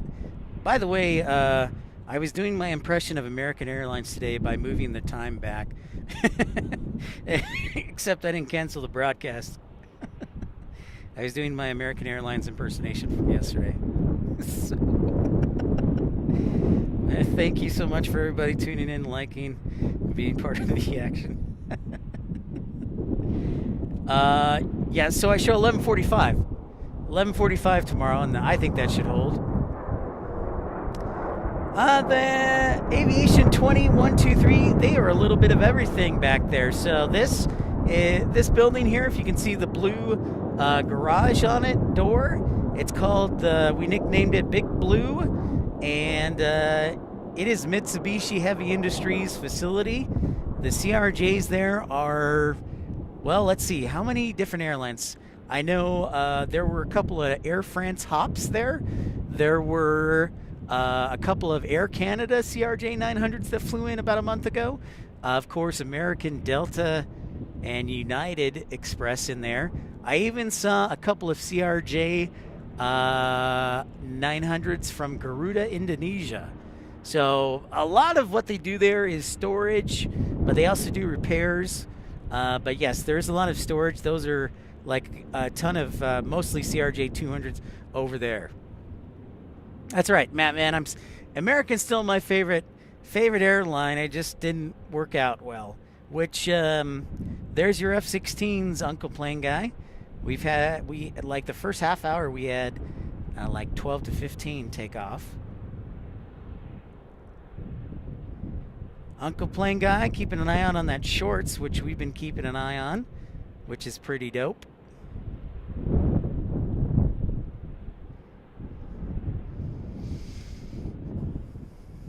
Mark Bright Spark's been a member of Premium Economy for 14 months. Thanks so much, Mark, for your generosity and support, sir. We greatly appreciate it. Means a lot. We are $303 away from achieving our fundraising goal for a super stream with Carolina Aviation.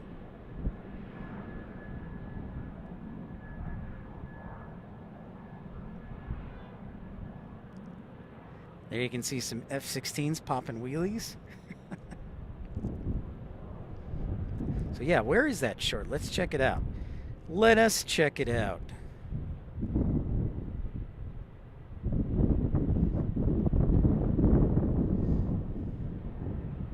Thank you, everybody, liking, subscribing, being part of the action. I always enjoy all you watching from our home airport here. We do travel around a lot, but Tucson is, in fact, my home airport. I get that question a good bit. I'm looking for my shorts. I am wearing shorts, too.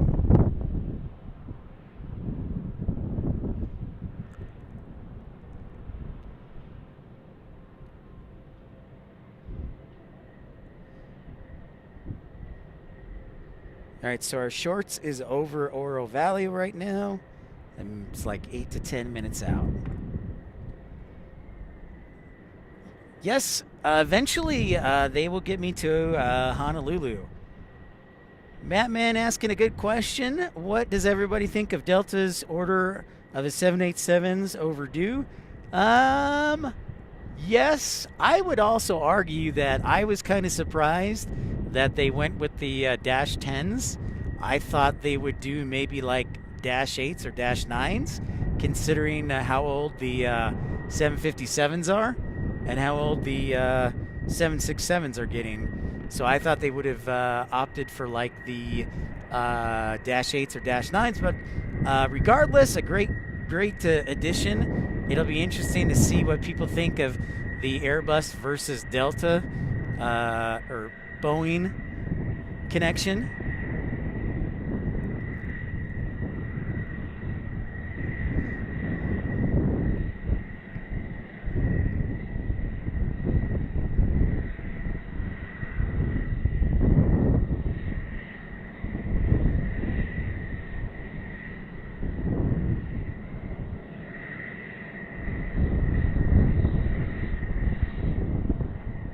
What's up, Carolina Aviation? Carolina Aviation's been a member of Premium Economy for 23 months. Thank you so much.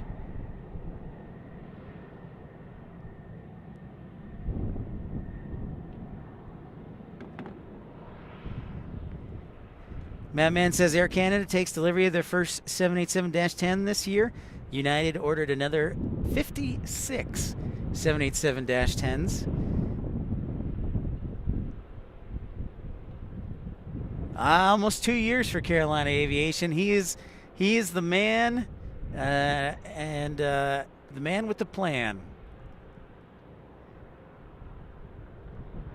Roblox says it is shorts weather in Fargo right now. It's 10 degrees above. It is shorts weather in Fargo.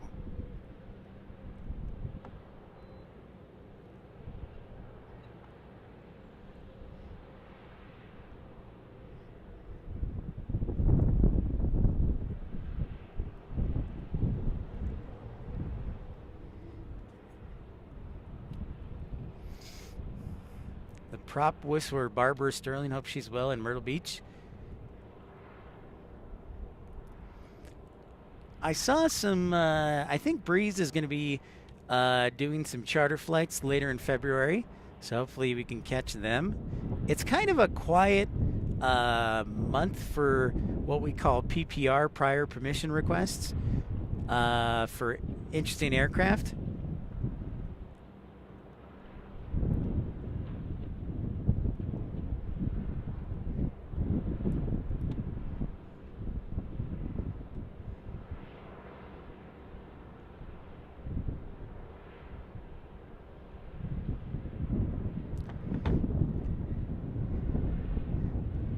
So we do have an arrival here.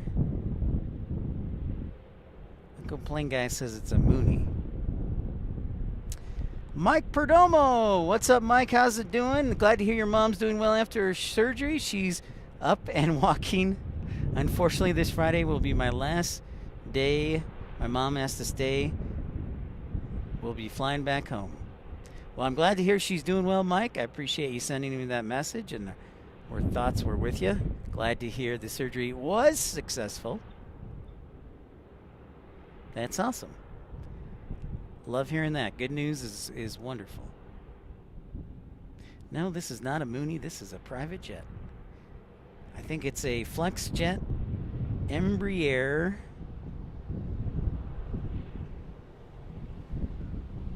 Phenom.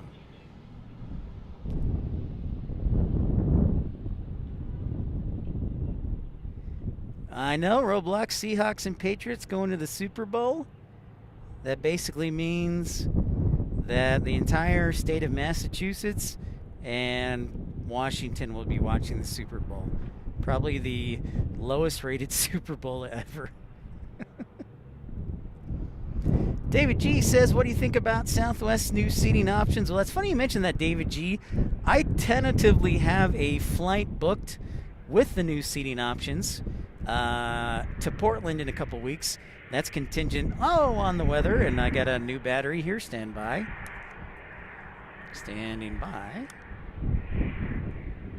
Dan Reeves, upset at YouTube usually, so what's up, Dan Reeves?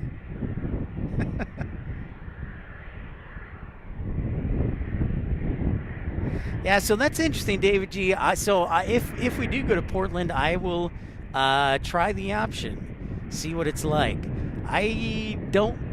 Me as a longtime Southwest guy, I was not a fan of all the changes at once. It's kind of like a Band-Aid that you rip off that starts bleeding. So I'm not a huge fan, but we'll see how it goes. If we don't go to Portland, we'll eventually fly Southwest because as this 175 flies back to Phoenix, because my sister, for my Christmas gift, says she would be willing to book me one round-trip flight since she does a lot of flying. She's got some extra points for Southwest. She said she would be willing to book a one round-trip flight for me. So we might use that trip as we have a go-around.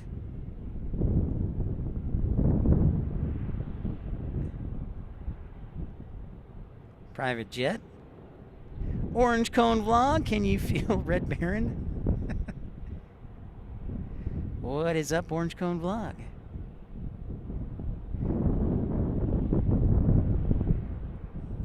This might be a practice low approach and go around. But I think I finally see our shorts. Our shorts.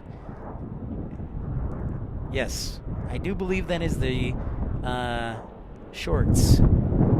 Next. Uncle Plane Guy, it'll probably park on what's called the Cochise ramp. I hope it land. It's probably not going to land long enough for us to see it, so this will be our only chance as the camera decides to be difficult. But maybe we'll get lucky. But I think it'll stop short enough where we won't be able to see it. So maybe it'll be nice and go long for us.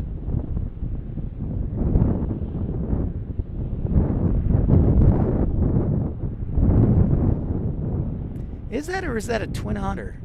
I can't tell.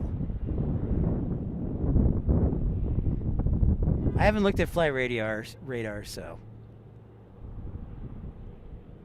But yeah, shorts. Yeah, that's a shorts. Shorts, one of my favorite aircraft.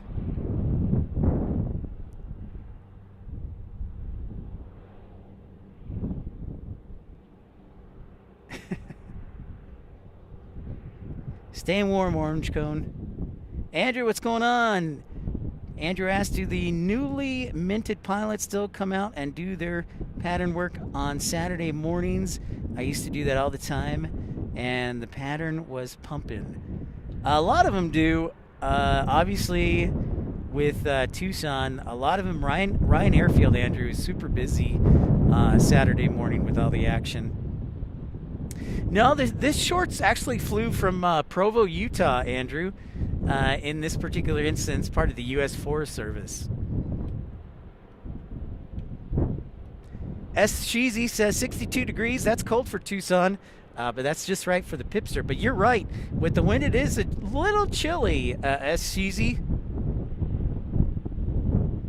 Thank you so much, everybody, liking and subscribing. Come on, shorts, go long. No, it's going to turn. It's going to turn. Which the shorts is obviously good for short runway situations. So, oh my goodness, Ramona Aviation with a $50 super chat. Thank you so much, Ramona Aviation. Doing the math. Beep, beep, beep, beep, beep, beep. Now we only need to raise $253. No, $253. Thank you, Ramona Aviation, for your generous contribution and trying to make the super stream with Carolina Aviation and myself happen. Thank you very much.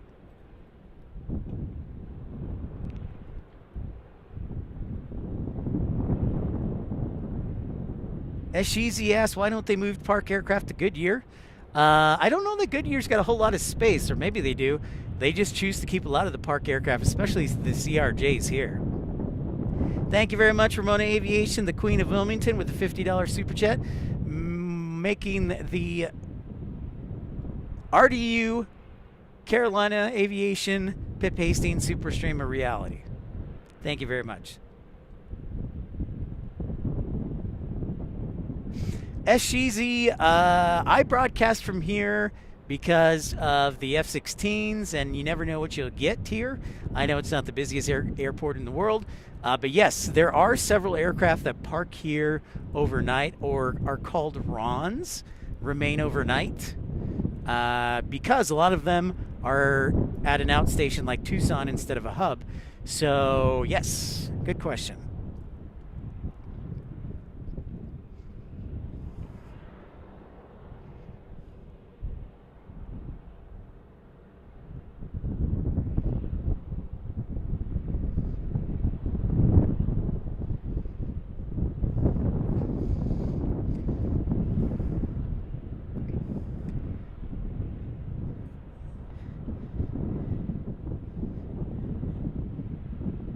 So it's great getting a peek of the shorts at least. Now we're approaching 420. We have a special livery. Hopefully we'll stick around for as long as it doesn't get too cold. It is the... What is it? It is the Alaskan Mariners livery.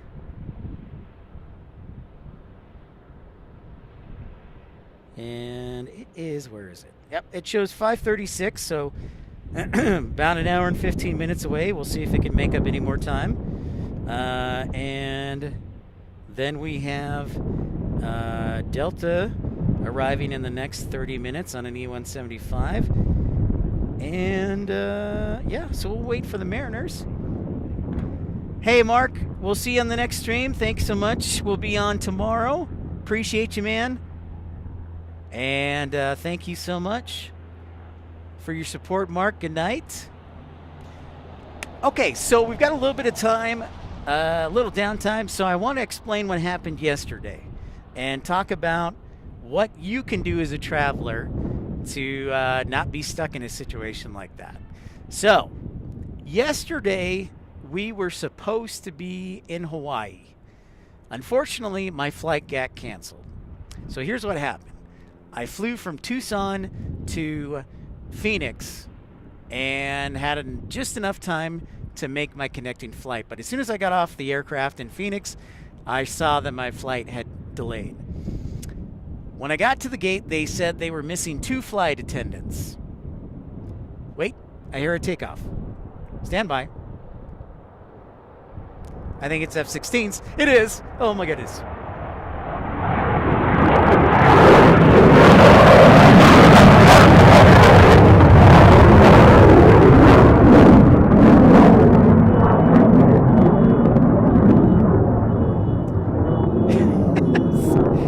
Car alarm count is at 3 now. We're at 3 car alarms.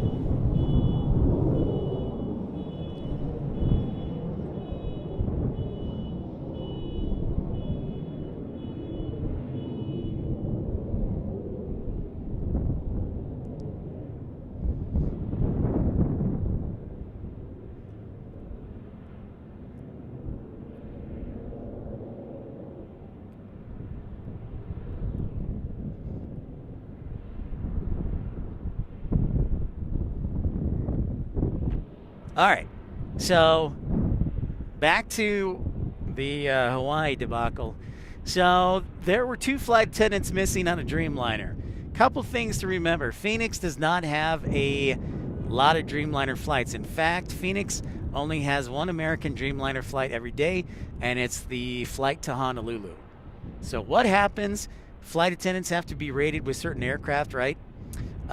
So you're already thin there for ready reserves and reserves. And then you take into account the fact that Dallas, which has a lot, and Chicago has a lot of Dreamliner flights, plus Philadelphia, and they're in the middle of a winter snowstorm. So they may not be getting out. So you lose like flight attendants from all over the country trying to get to Phoenix, which has no weather. But the problem is they can't get to Phoenix. And Phoenix doesn't have a lot of ready reserve flight attendants because they've all been taken out for other flights and vice versa. So because of the weather,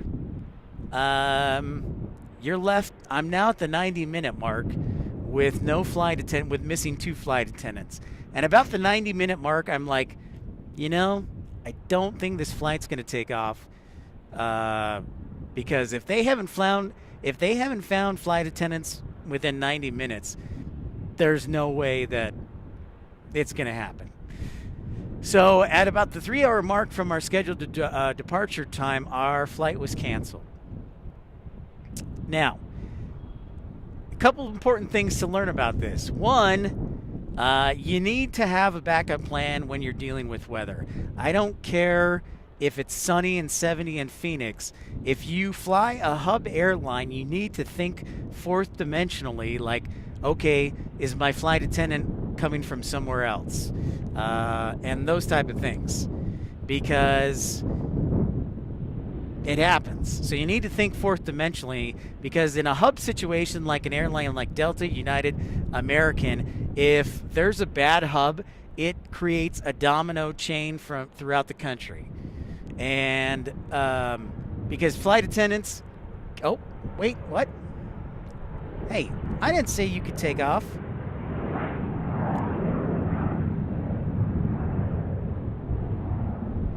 Tim in Tucson, what's up? Tim says, I have the 49th Cessna 150 made since 74. Keep it at Ryan. In Tucson, we enjoy so much wonderful weather here. Awesome to hear that, Tim.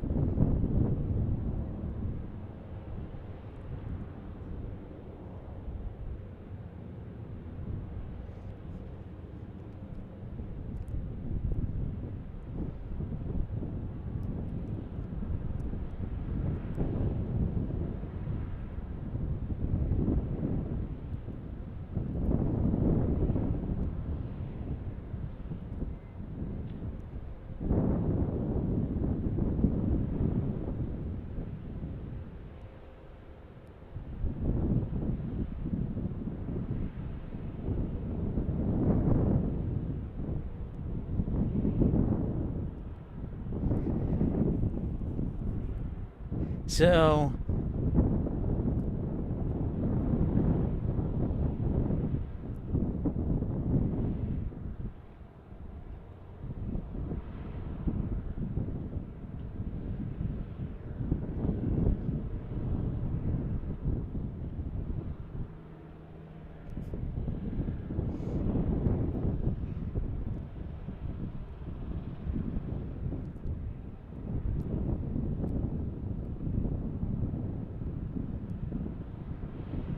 oh, look at Cessna.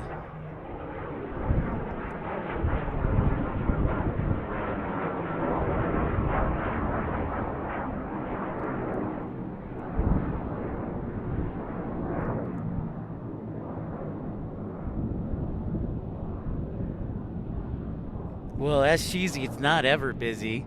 It's the busiest time is probably 6, maybe 6, 7 arrivals. But going back to my flight yesterday, you always got to have a plan B. And yeah.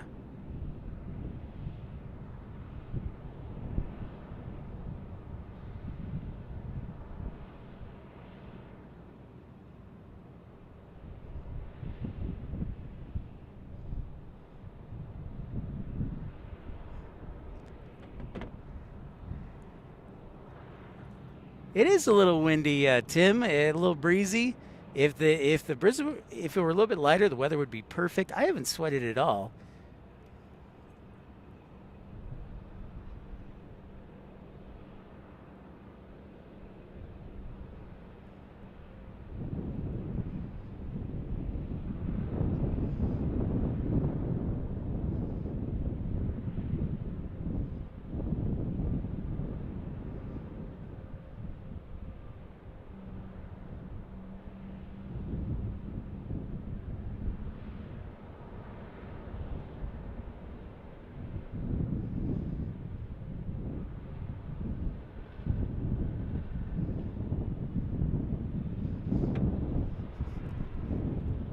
David G says in 2025, Tucson had approximately 4 million passengers go through the airport. Thank you, David G. Tim says we had a great barbecue this afternoon. I live 2 blocks from Tucson International. Nice. Was that you? I could smell something cooking, Tim. So anyways, our American trip did not happen to Hawaii. And it made me think about, you know what? Oh, I should keep that in mind in planning.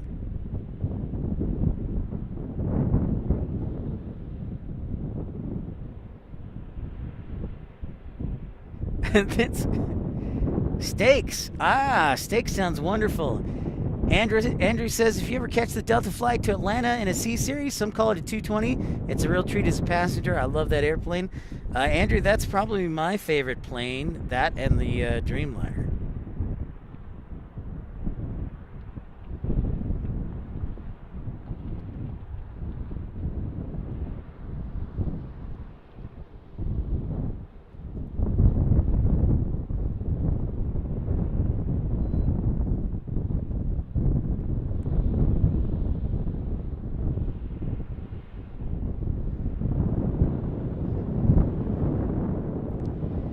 Uncle Plane Guy, I would vote for probably Boston, JFK or Tucson to Boston. I would say Boston's probably my most wanted route because I've always wanted to broadcast from Boston. I think it's a really cool airport. It's a unique airport. A lot of cool airlines fly there, and yeah, a lot of it. Sam Rosebrock says TIA is probably a lot like Indy, busy early morning and mid-afternoon and evening. Can't wait to be able to fire up the grill and have a cookout.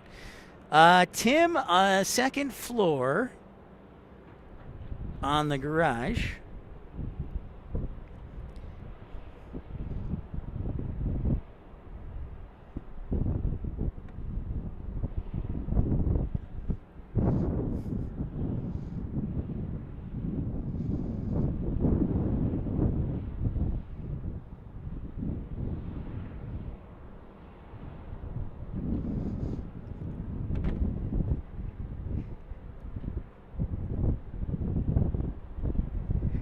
So here's the current SGZ, the current ATC tower. This is directly across from us, a beam right across from us. This is, I think, like 100 and... Is it 160 or 140 feet tall? But yeah.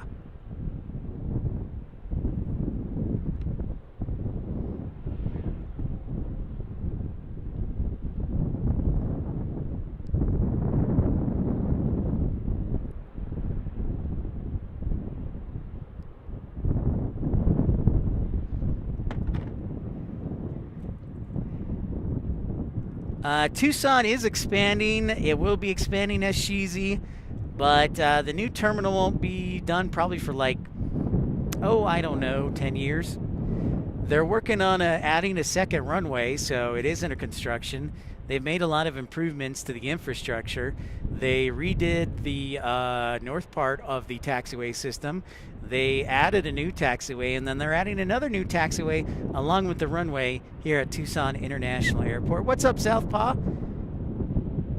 Tim says, I see only 4 delays inbound to TIA. So even after all that weather, we still have delays lingering.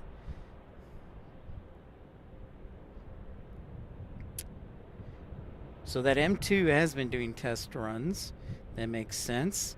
Our next arrival looks like it'll be SkyWest 3717. Just began its descent. Is over by Eloy. Thank you again, Ramona Aviation, Michael Via Andre, and also Storm Chaser Mark for the contributions. We're only $253 away from our helping to cover the costs of a cross-country super stream adventure with Carolina Aviation at RDU that will take place Valentine's weekend. So that's cool. Andrew says Tucson also generates a lot of its own power from the solar over the hourly and daily parking. 8 megawatts of solar, I believe. That is true. Yep, we got sun, and more sun. We have solar panels all over our parking. That is correct.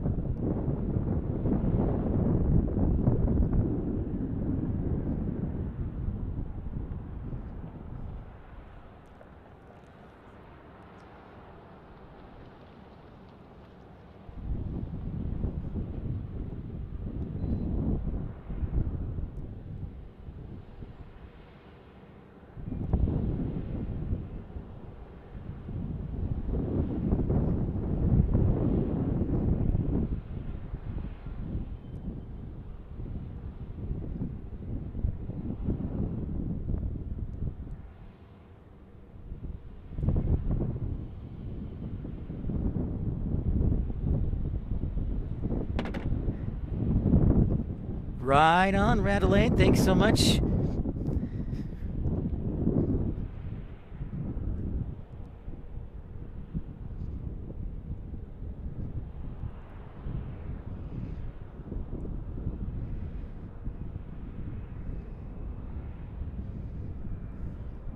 I want to look and see. I'm looking at something here right now. Whoa! Sports Zone! $5 super chat for the RDU fund. Thanks so much, Sports Zone. Appreciate you, my friend. We are down now to $248. Thank you so much, Sports Zone. Appreciate you, man. Great to see you again. Trying to decide if we should go to San Diego or not this weekend. Don't have to worry. Tim says we don't have to have our solar panels being covered in snow. That is correct. There's no concern on that.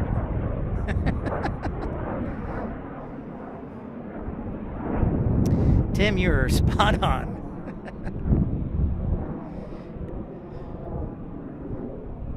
You are spot on, sir. Maybe what we'll do tomorrow is do a midday stream with a lot of the action and then close it out with the F-16s, or we'll go to Phoenix. I'm leaning towards just staying here locally as much as I would love to travel.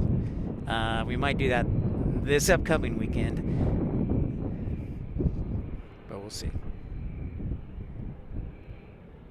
Can't remember if I requested off the Saturday the 14th. I think I did, but I'm not sure. Yeah, I'm pretty sure I did. I think we should be good. And I'm pretty much out of vacation days. So, well, I'm not, but I have to save a few for emergencies. So, hey, Nothing Polished with a $5 super chat. Nothing Polished, thank you so much.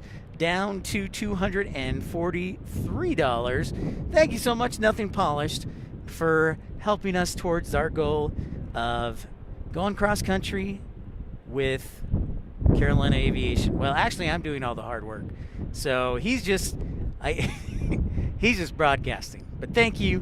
And hopefully we can do an all-day stream, an all-night stream, and then Carolina Aviation will have to call in from work because he's so tired from all the broadcasting.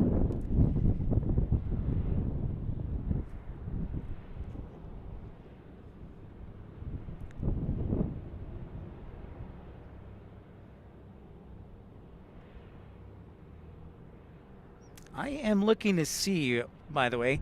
Whoa, look at that. Rob says Rob, the #1 Bears fan, says $10 New Zealand super chat. We'll do the conversion. We'll do a full 10 for 10 conversion here in America. Thank you, Rob. Pip, to help fund more American Airlines flight attendants. Thank you so much, Rob. we're down to $233 needing to raise. Thank you so much, Rob. Very generous of you. And yes, we can always use more flight attendants. That is a fact. Thank you. Thank you, Rob, and thank you, Nothing Polished, and Ramona, and Sports Zone. You guys rock. What I'm currently looking at, well, we have here a little bit of lull in activity, and that does happen from time to time here in Tucson. I'm trying to see when my Honolulu flight that would have taken off today would have left. So let's see if it actually even left.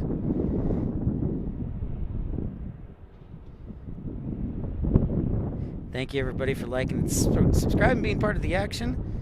Let's see here. Let's see. Oh, Ramona Aviation, make it a nice round number. $3 super chat. Ramona Aviation, God bless you.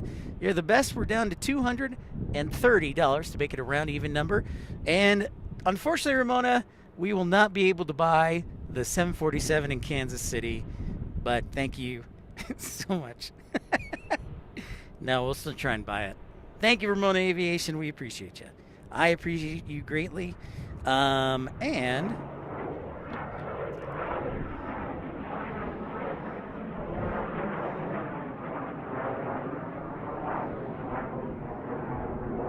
hey, all right. Honolulu departed, folks. It only departed 2 hours and 40 minutes late. 2 hours and 40 minutes late today. So I would be getting in, I don't know, about 6 o'clock tonight. So if I had stayed around, I would have gotten in around 6 o'clock tonight. And I would have had like one quick stream tomorrow, and that was it. So, but at least it departed. At least they found flight attendants. Long live the Queen, indeed. That's right, Ramona Aviation. What's up, James? So at least they were able to depart.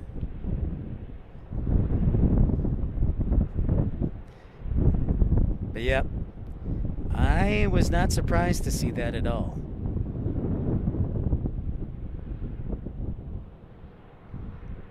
So I'm glad they finally left.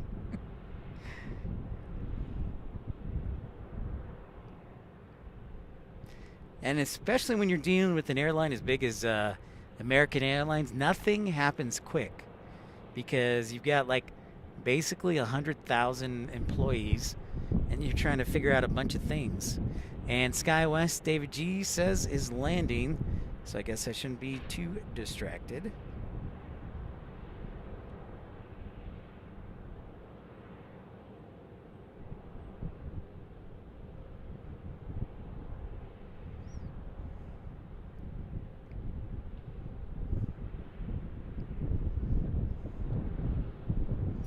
I see it, David G. Yes, our Delta Flight 3717.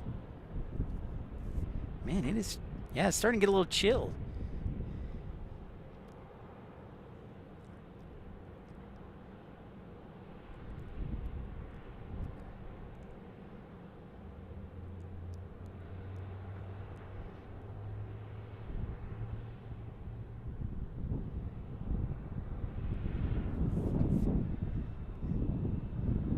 Map man, just Matt man, just to mess up Ramona's math. Thank you. Thank you. Thank you so much, Ramona. Thank you, Batman, just to mess up the math. All right, now I can't do math. Now we're down to 223. Thank you, Matt man, for that generous $7 contribution. Well done, man. Well done.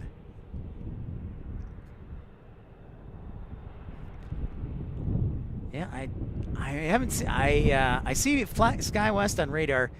Oh, I finally have it located.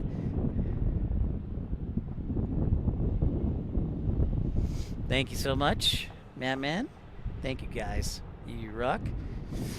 And we'll probably be back here tomorrow midday for our friends across the pond. We'll get you some midday action. And then I think Wednesday, since I took that day off for Hawaii, Wednesday we checking out the King Air. Wednesday we will be probably, I'm thinking about Phoenix, but we'll see.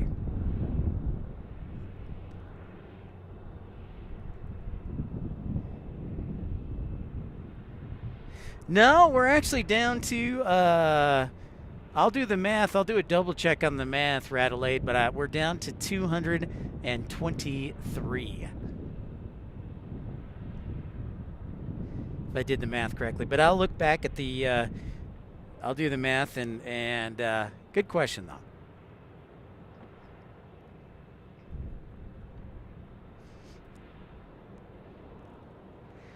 I'm hopeful we can, I think we'll stick around for the Mariners special livery, because I would like to see that. I don't think I've ever seen that. On the show, at least. What's happening midday tomorrow? I'm going to take a quick look midday. We'll probably have another full group of departures from the F-16s tomorrow. Around 2:15 to 3 o'clock.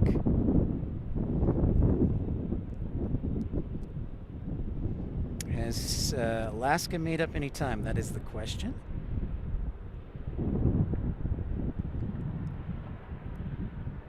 It still shows 5:36.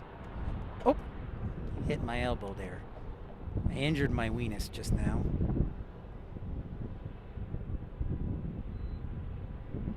Delta 3717 from Salt Lake City. Next, where we've done, I think this is where, by the way, Salt Lake City is where we started the show, the channel actually, for live streaming. Salt Lake was my very first airport.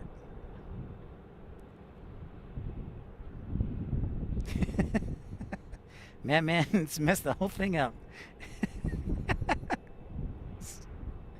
Thank you, Batman, for making me try and use my math skills.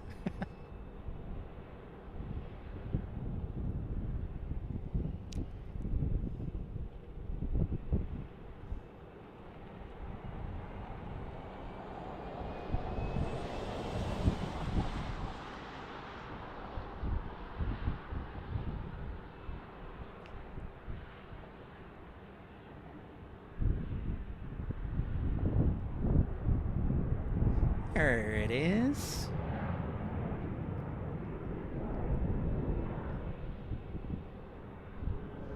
Maybe somebody who's watching now is just like OCDing on 223, and he or she is like, I need a whole number. Hey, is the Raytheon Challenger getting ready to roll out? That's Raytheon over there. They've got a couple of different airplanes that do things that are classified that nobody will tell me about, but they do have a couple of airplanes over there. They have a couple of airplanes. Treasure Maze, what's going on? How are you? Good evening. It's 4:47 local time.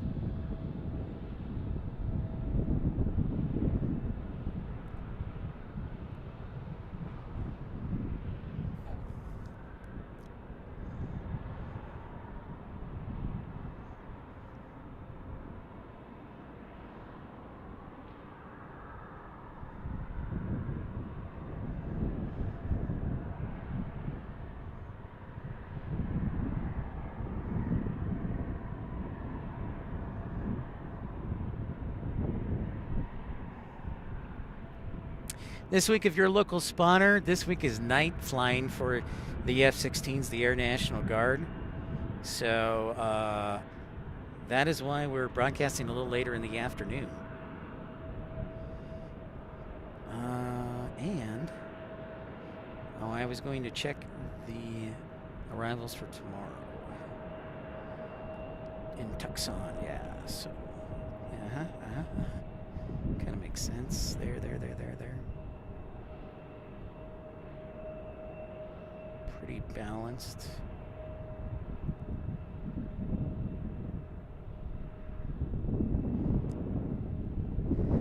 Andrew Dougmore says, love this place. Great to see the F-16s take off and land as well as other civil aircraft. Great stream. Thank you so much. Appreciate that. And the other Andrew says, Raytheon used to fly a Convair prop job and, interestingly, a North American Saberliner. Oh, that is very interesting. Thank you for sharing it, Andrew.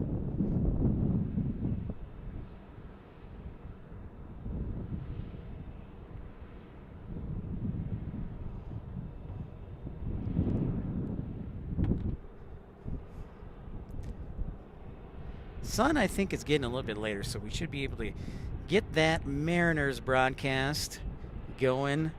I am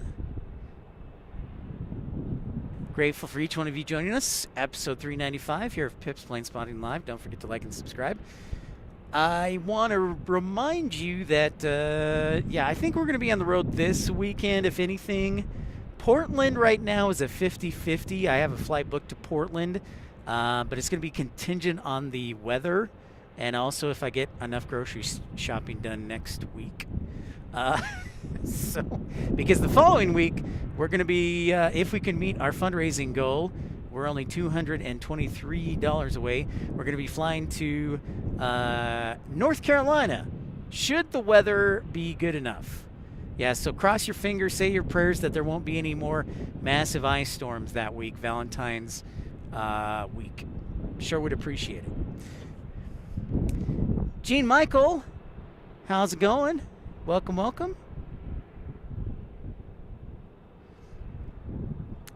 But if for some reason we have to delay, we will just rebook the flight and make it happen.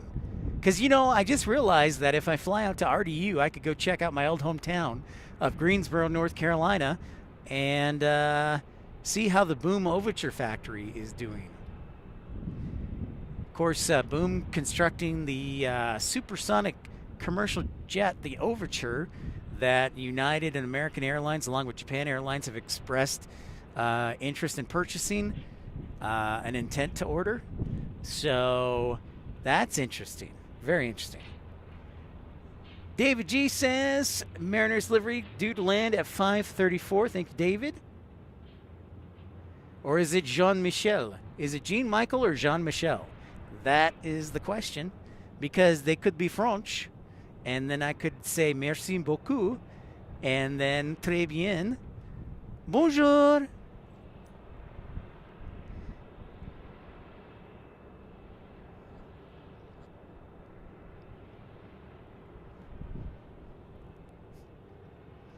This United has been on the ground for a while. They must have had a crew change. Las Vegas coming 1961. Thank you. Let's see where that's at. Max, a 737 MAX 8. Yes, we'll be here in about 15 minutes. And then Los Angeles 3776 Delta connection. And that will be here as well. Thank you. Santa Ana from John Wayne, Orange County, E175 ahead of schedule here in the next 25-30 minutes. So we got some arrivals for you. And, of course, our Mariners landing at 5:34. I'm going to guess 5:36 just to make things interesting.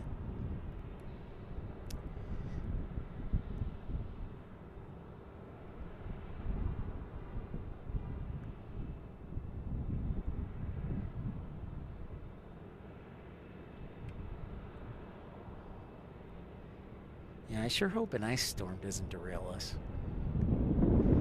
Radelaine says, what's the rarest aircraft you've seen, Pip? For me, it's a Vickers Viney.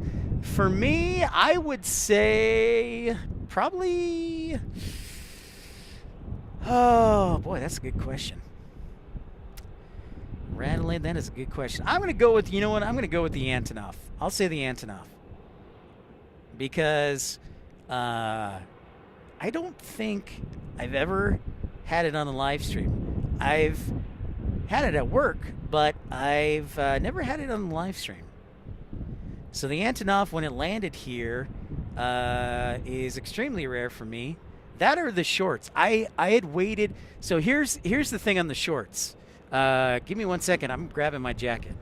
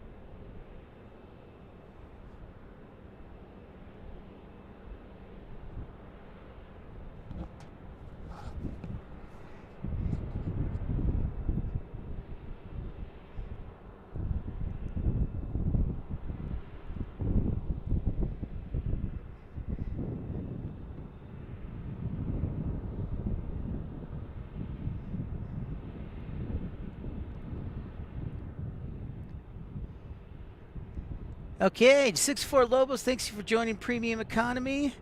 Ah, Jean-Michel, merci beaucoup from Martinique. Awesome, Jean-Michel. Thank you so much, Hawks Nation. Welcome in. I believe this is an A319 from Denver. Yeah, this is our Denver A319. We have next landing here is that MAX 8. Southwest 1961 from Las Vegas. So I'll turn our attention over here.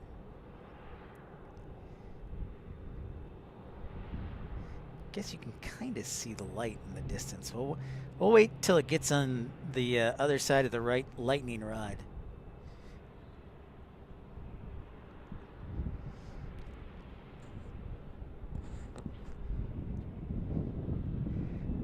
Thank you, 604. Yeah, that one is an A319. That was from Denver. Southwest on a MAX 8.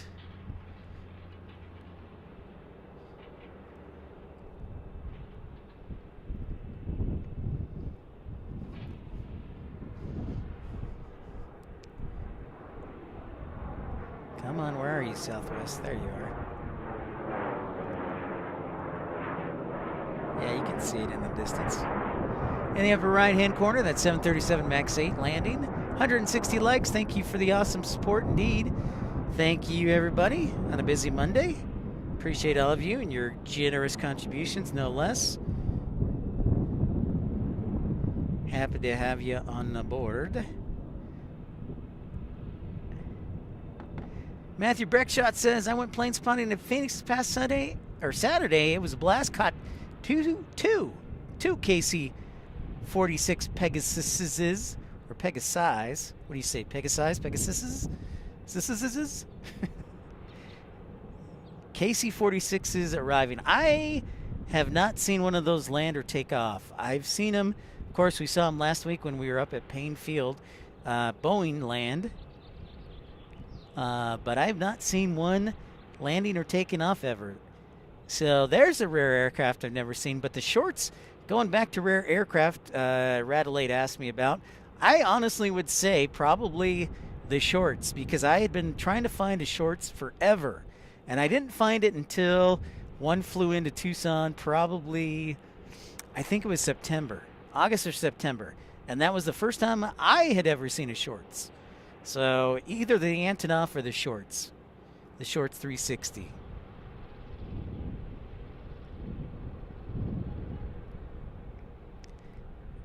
Pegasus. Peggies? I guess we could call them... You want to call them Matman when you want to call them Peggies? I like it. I'll go with it. What do you guys think? And right now, Miami holding on to a slim lead as far as the preferred destination you'd like to see added to Tucson. Of the 4 choices given between New York City, Boston, Mexico City, and Miami.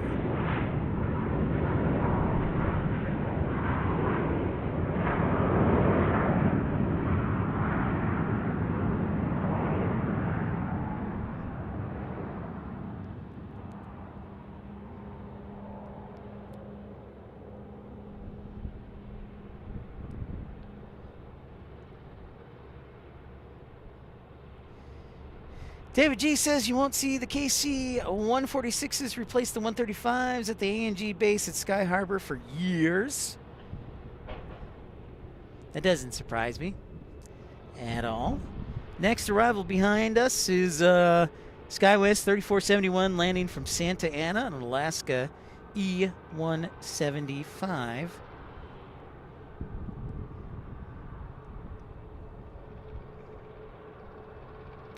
You know, I like the 4-engine KC-135s. They're an oldie but a goodie.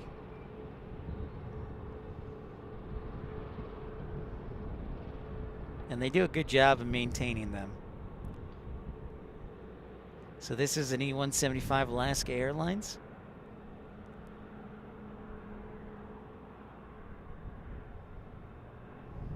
Flyer KG 436, 1 Pegasus, 2 Pegasi. Like it.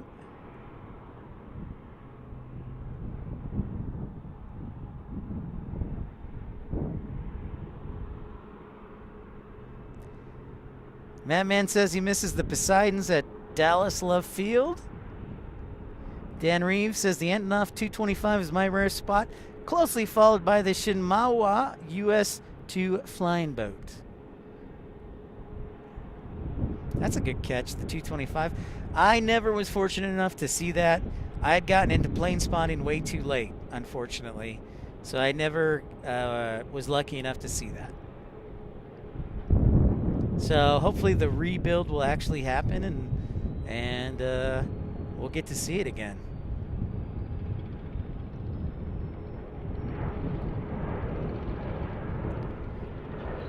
I mean, I've stood close to an Antonov, and it is quite massive. Especially when it opens up the nose. You're like, oh dang, this is legit.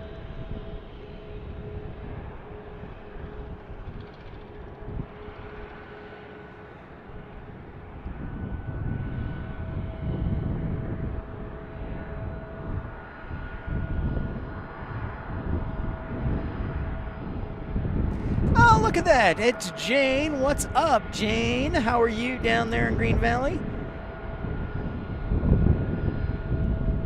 Jane Furtwingler.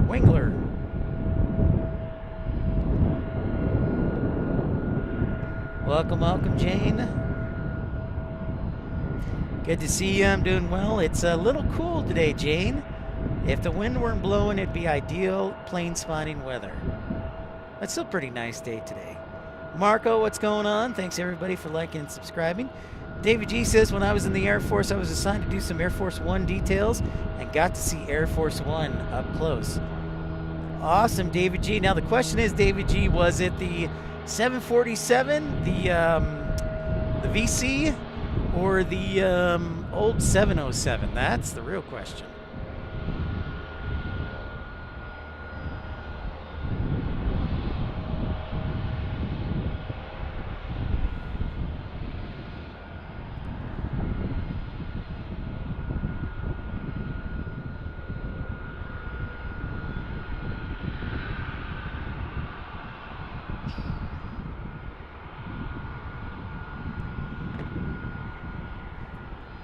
En route to East Midlands, Dan says. Seen a bunch of A124s.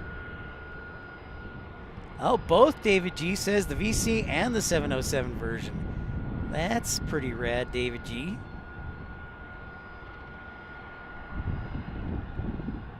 Hey, Jane, did I say your last name correctly? Jane Furtwängler?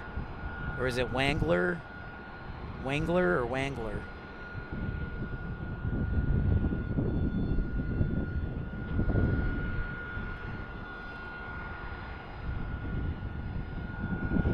Delta Airlines E-175 from Los Angeles here.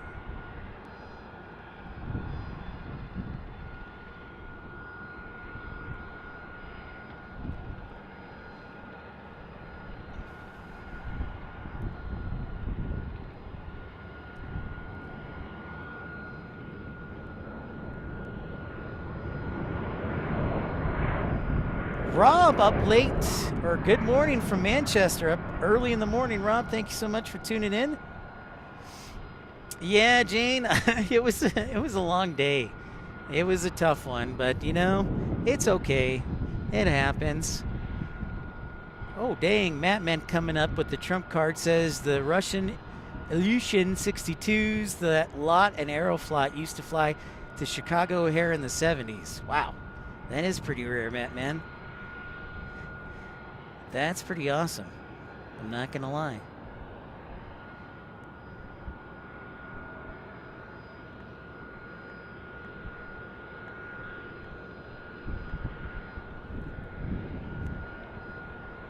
That is pretty rare, dude.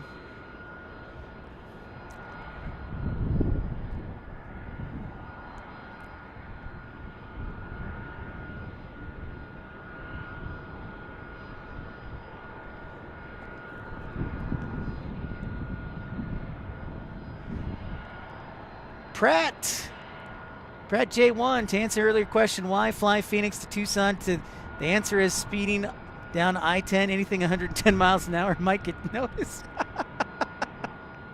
That's true. You know what? And here's the other thing. Here, well, okay, so now you're gonna that is a annoyance, a large annoyance with me, Pratt. Is I-10 is a mess once you get past Casa Grande, because they go from 3 to 2 lanes. So that's another reason. The reasons you fly out of Tucson versus Phoenix is convenience, parking is cheaper, not to mention the fact that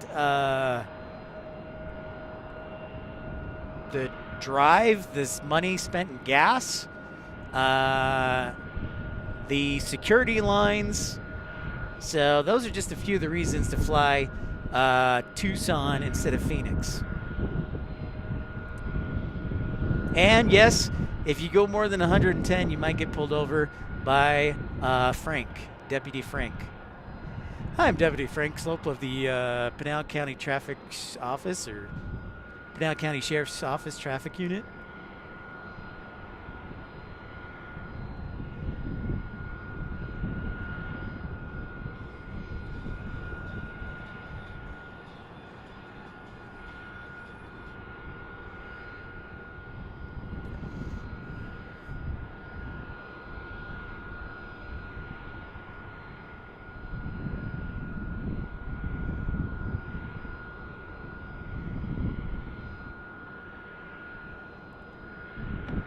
Fridays with Frank? Yeah, you gotta love Fridays with Frank. It would be cool if we did like a live stream. So if Frank is watching, I'd be happy to help broadcast, live stream, and whatnot. John Southwell says I flew on Ilyushin 62 in 1987. That's pretty awesome, John Southwell. 1997. Flyer KG says, thanks for your service. I did a Space A flight on a C-141, and that was deafening even with earplugs. Wow. You guys are pulling out the awesome aircraft. Shoot, I just jump-seated on a Boeing 757, and I thought that was cool. But you guys got all the good stuff.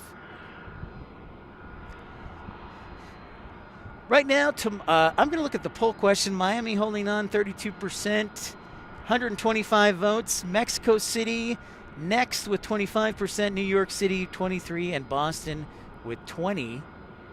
For which city would you like to see Tucson to add service to? Yeah, I'm a Boston guy myself, but Miami 32% strong. There's a good chance we will be back here tomorrow midday, or there's a slight chance maybe we'll go up to Phoenix. We'll see. Or maybe I'll wake up at like 3 a.m. and be like, you know what? I really want to go to San Diego. So you never know. It's always interesting when watching.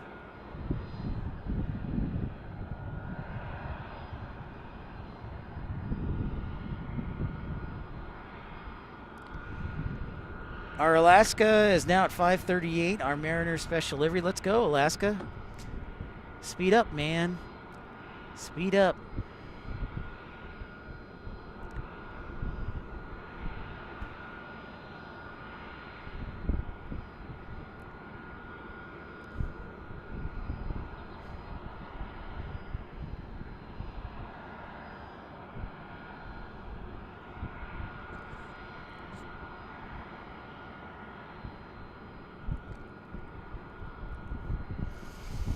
The next airplane I would like to fly on, I've never flown on an A350. So I've flown on a Dreamliner.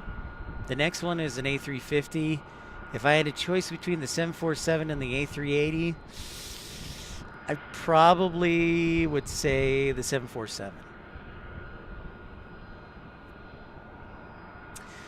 Well, you know, I'm looking forward to the X-1B flight, Radelaide.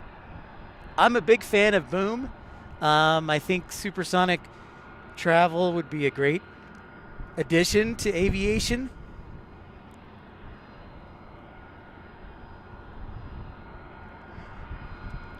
And I think I'm a big fan of that. I would love to see the Overture, especially in the United colors. I think it's about time for American, now that they've unveiled their 100 years, to start changing their livery. They've had it since 2013, 2014, really? Or shortly after the merger with U.S. Airways. And I would like to see something different. American, I like their scheme, but I think it's about time to do something fresh. Keep it fresh.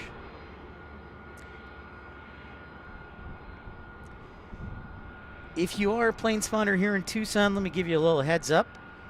The next departures for the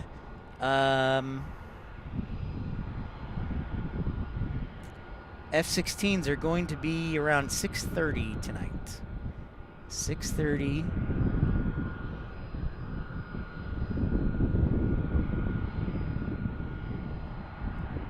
Yep.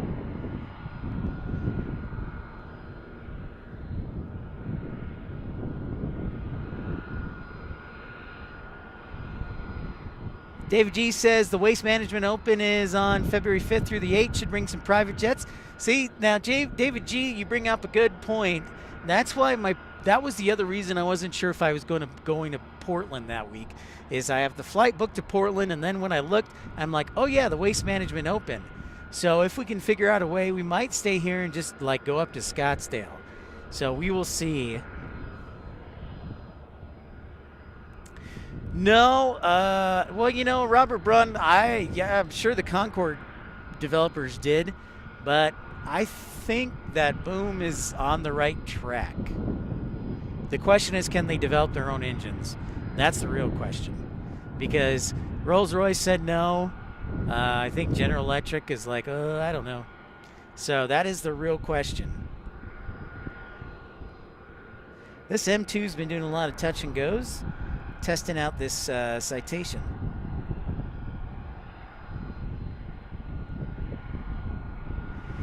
Me too, Jane. Me too. And everybody misses the chrome look, the bare metal chrome.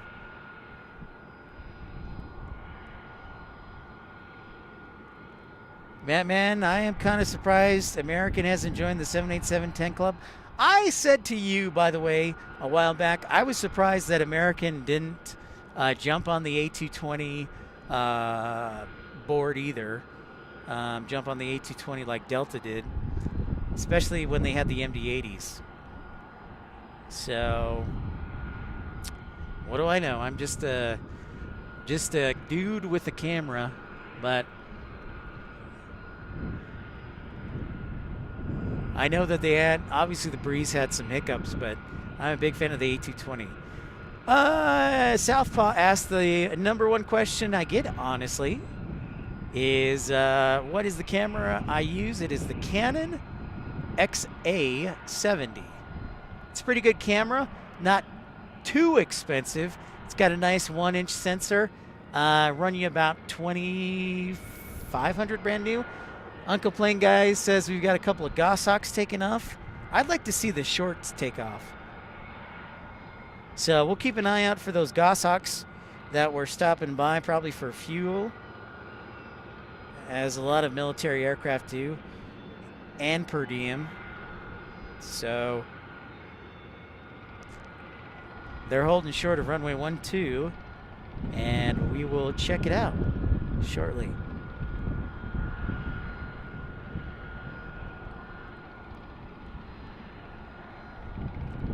I can hear the engines, and once I hear the engines, then I know they're ready to roll.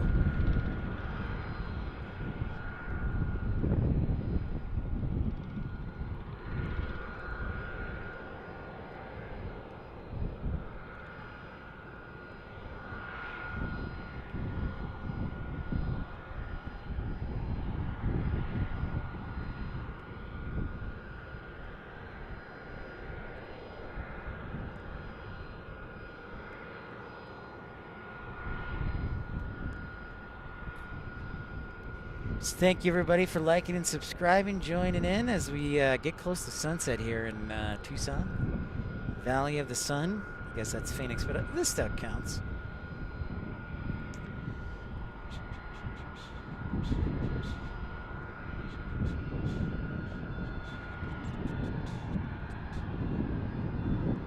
Saspa says, I'm looking for a camera for live streaming basement project. I don't want to pay a crazy amount for money. I might suggest then a Canon. So the other camera that I used when I started was the Canon G50, and now I think it's a Canon G70, which is more around $1,000. Sony makes a really good camera for around $1,000. I think it's like the FX 500 or something, and that's around $1,000. So those would be good. Good ones. You know, I feel like I should start hosting a podcast called Do You Remember That Livery? And then I'd have all my experienced flyers tune in. Maybe turn it into a game show. That's interesting. Matt, man, you got to provide all the photos for that too. M3, what's going on? How are you? Yeah, I use the Canon G50, the newer models, the G70, and yeah, Sony makes really good ones too as well. So I would recommend that. Nikon's not the best. Actually, I don't think they make a camcorder, so yeah, I would. That's what I would recommend. Oh, I do have a F-16 sighting.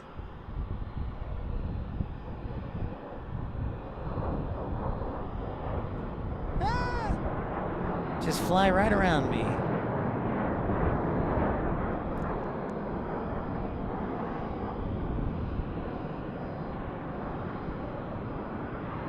Oh, there goes the goshawk.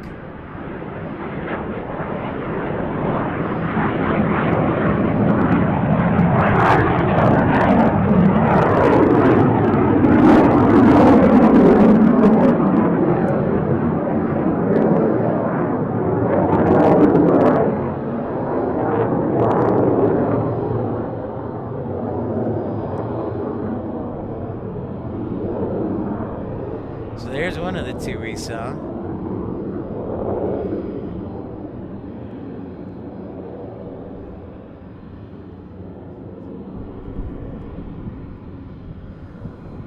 Cold as heck, M3 says in Denver. It's kind of chilly here.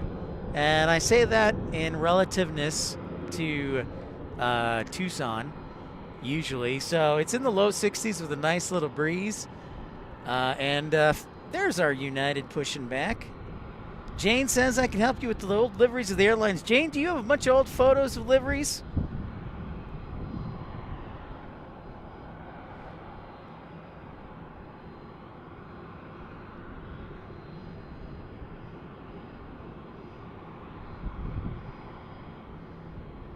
Yeah, see, what I need to get is somebody to scan old film and then convert it to JPEGs and then play a game show with it.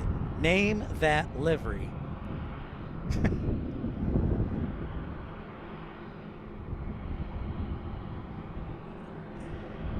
Southpaw says, if money was no object, I wouldn't own a private jet. I would get a used military one. They fly faster. And they're probably cheaper, too. That's what people did with the, wasn't it the L-39 from the Czech Republic? They bought those for like $400,000. They're like, oh, I'll just buy one for 400 grand.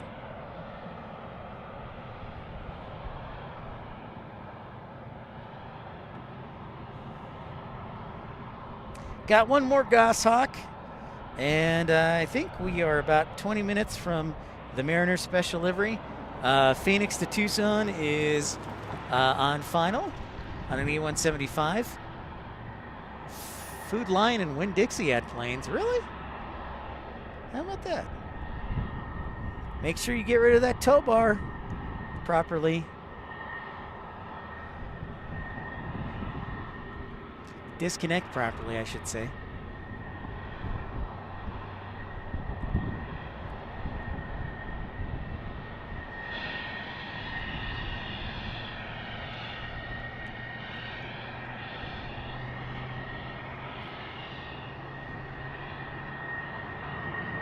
Oh, there's the second Goshawk.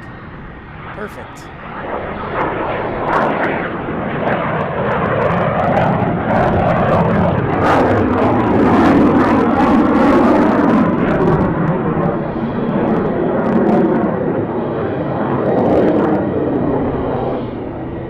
I feel like the T-38 is much quieter than the 45s. Right on, Jane. Yeah, that would be interesting to see.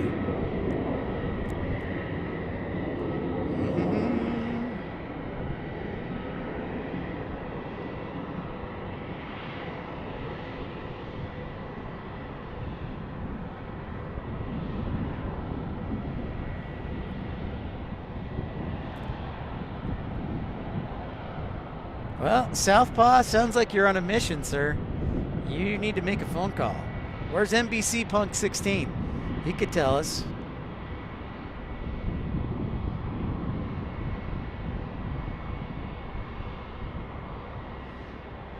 About 20 minutes.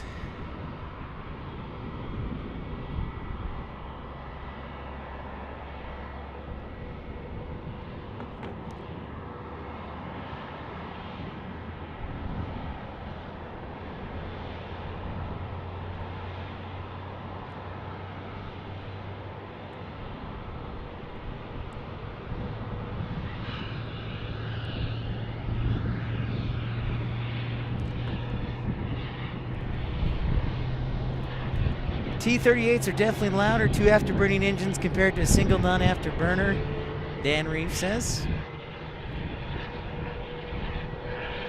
Yeah, I guess I didn't think about that. 2 engines. Good night, Lynn. How are you? Sleep well. We'll see you on the next one. We'll be on the air tomorrow, most likely. Yeah, we got a whole fleet of F-16s here, M3. The Morris Air National Guard base here and Tucson International is the largest Air National Guard base in the country. And this is E-175 from Phoenix American Eagle.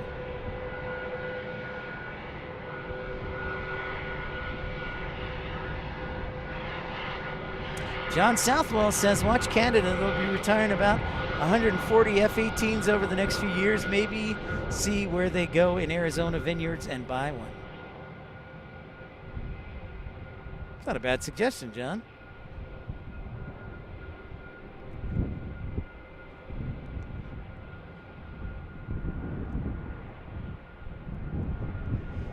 Brian S. says, hi, Pip. Arizona 1 is leaving LAX now. ETA 6:40 for arrival. Thank you, Brian S. I might have to jet out early. I have some responsibilities since I am back home. I have some responsibilities I might have to take care of. So yeah, we didn't make it to Hawaii, but I haven't even got my flight credit yet. So I don't know. I don't know what we're doing. So, but I haven't even gotten my flight credit or trip credit or whatever they want to do. All I know is they gave me an option to get a refund or a flight credit, trip credit, whatever. I chose the flight credit just for the sake of I already paid for the flight. So it's always nice to have something as a backup in case you run into an emergency, I guess. I don't know. That was just my thought process. Oh my gosh, listen to you, Carolina Aviation. Hey, by the way, Carolina Aviation, how's that process to broadcast in 4K? How's that going?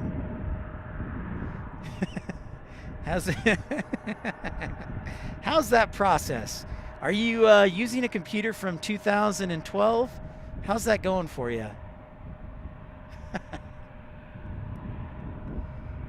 That made me laugh a little.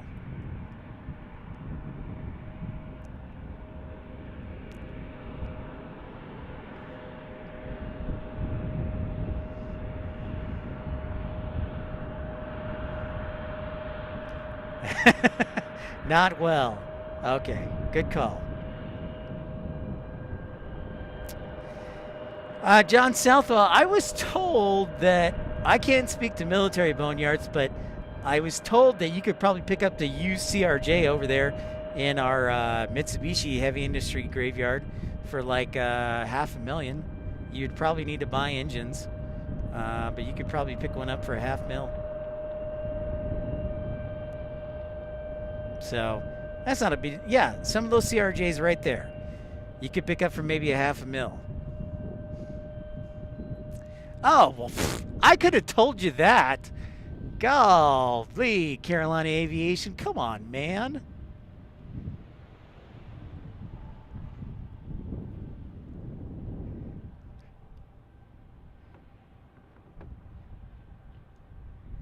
Well, I love you, Carolina Aviation, and not to sound like I was rude, but I am sorry. But yeah, you probably need a powerful computer for that. So I wish you luck in your search for a powerful computer. Hey, thank you everybody for tuning in. I know it is Tucson. It ain't the busiest airport in the world, but we got a lot of cool stuff here and good conversation and a lot of cool people. Want to thank, while we're waiting for our Mariners special levy, thank you, Mattman, Rob, Ramona Aviation. Also, thank you to Carolina Aviation, Mark Bright Spark, Carolina Aviation. I already said, I don't know why I said them twice. Thank you to Storm Chaser Mark. Thank you to Nothing Polished. Thank you to Sports Zone. Thank you to Michael V. Andre. A lot of people to thank today, so thank you so much, everybody.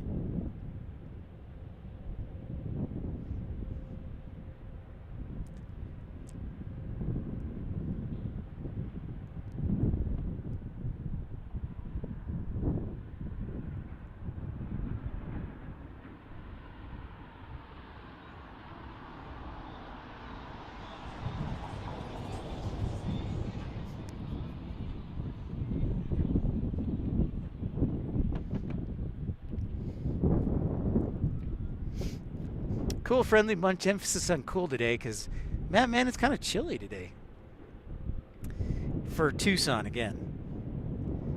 Relatively speaking.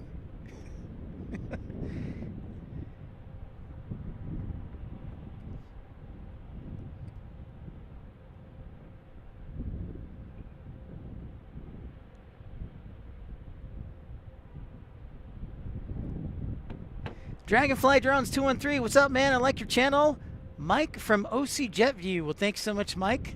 When you say OC Jet View, are you talking Orange County, Mike? Because if so, welcome aboard. Well, welcome aboard regardless, but I do love Orange County Airport. John Wayne, Orange County, single runway. 5,700 feet of non-stop braking and engine run-ups.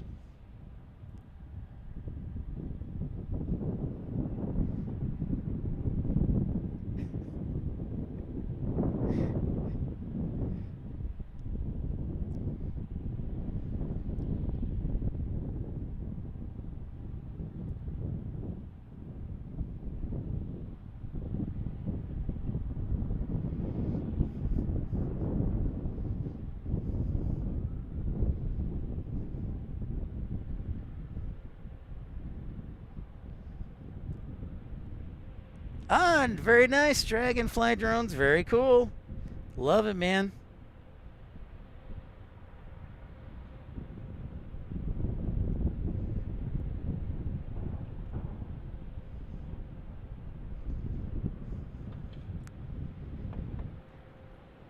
Joy okay.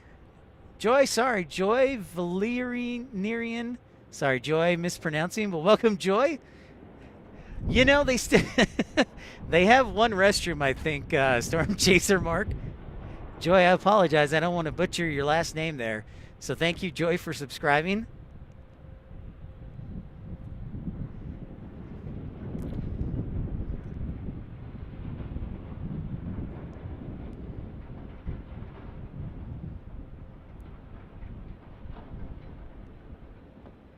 All right, Randallade, we'll see you later. Have a good one. We'll hopefully see you tomorrow sometime. We'll be back on the air tomorrow. And we'll see where we end up broadcasting from. Might be Phoenix, it might be here. Regardless, we'll most likely be on the air tomorrow. That's right. Flyer KG says, gotta love those noise abatement takeoffs from John Wayne, Orange County. It is 100% true.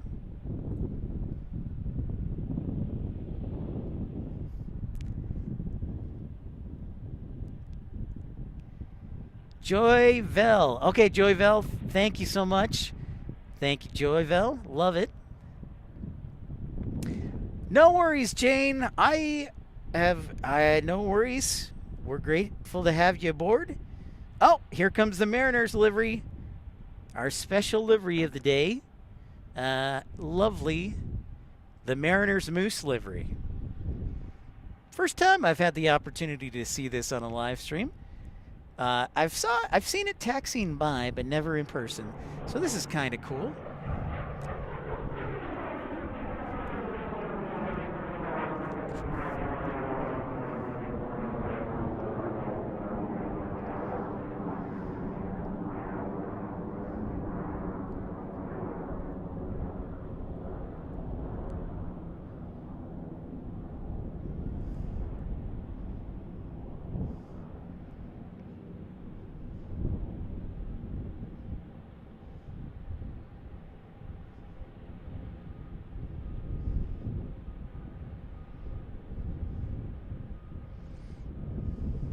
So we are officially $223 away from our super stream with Carolina Aviation from RDU and points maybe beyond. But yes, if we, I will be doing the traveling, the flying, and the sleeping in a hotel, traveling cross country. It's a broadcast many of you have requested, so we're going to try and make it a reality. So thank you, everybody, for being so generous. We're just $223 away with 2 weeks to go, which is outstanding.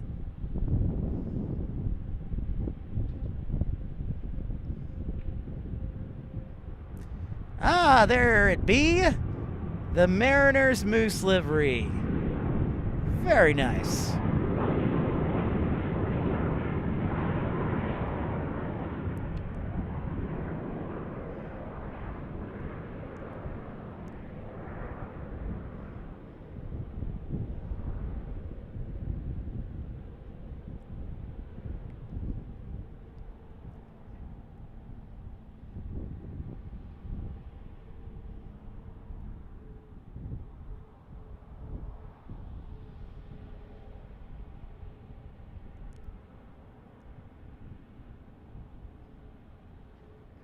will follow this beauty on in. I like it. Big fan. My personal favorite would be the West Coast Wonders. The salmon livery, probably the Inuit livery is probably my second favorite. All right, Dan Reeves, thank you so much. We'll see you next time. Appreciate you. One moose who can't kick your butt. That's right. And if anybody is new to the channel, Any Old Time is speaking of when we were in Alaska in October and we had a moose become the star broadcaster, and I really thought I was going to die as it walked right behind me. But yes, thankfully, I did not get beaten up by a moose.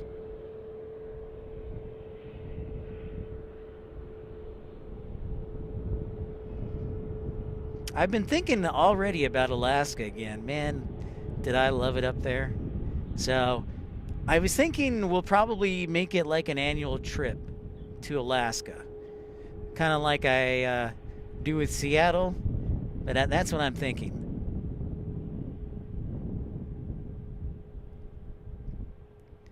That's right. I'm going to die, classic moment. I think I'm going to die, classic moment. Yes, it is. But I'm comfortable with saying Alaska like October every year. My birthday's in October, so we'll go to like Anchorage every year, maybe for the birthday trip.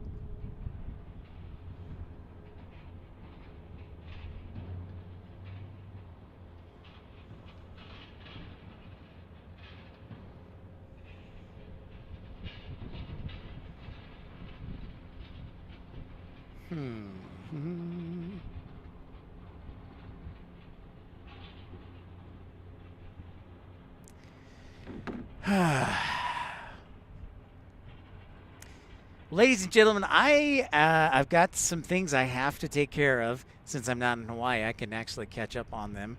So I think we're going to call it a day here in lovely Tucson. But we'll be back on the air tomorrow.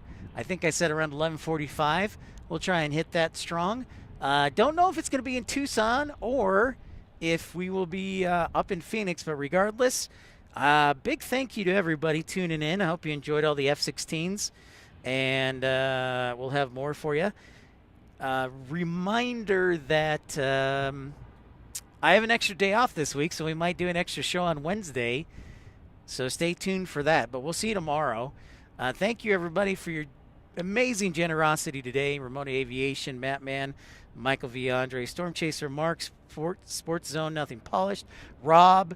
Also, thank you to Jane, Matt Man, Carolina Aviation, all of you guys. Big thank you for your generosity. Appreciate you. Andrew, we'll see y'all later. And we will have some more fun tomorrow. Good night, everybody. And thank you so much. And we'll see you tomorrow. Have a great one. Thanks, Storm Chaser, Mark, Hans, Matt Man, all you guys. We will see you later. Thanks, Ramona. Bye-bye.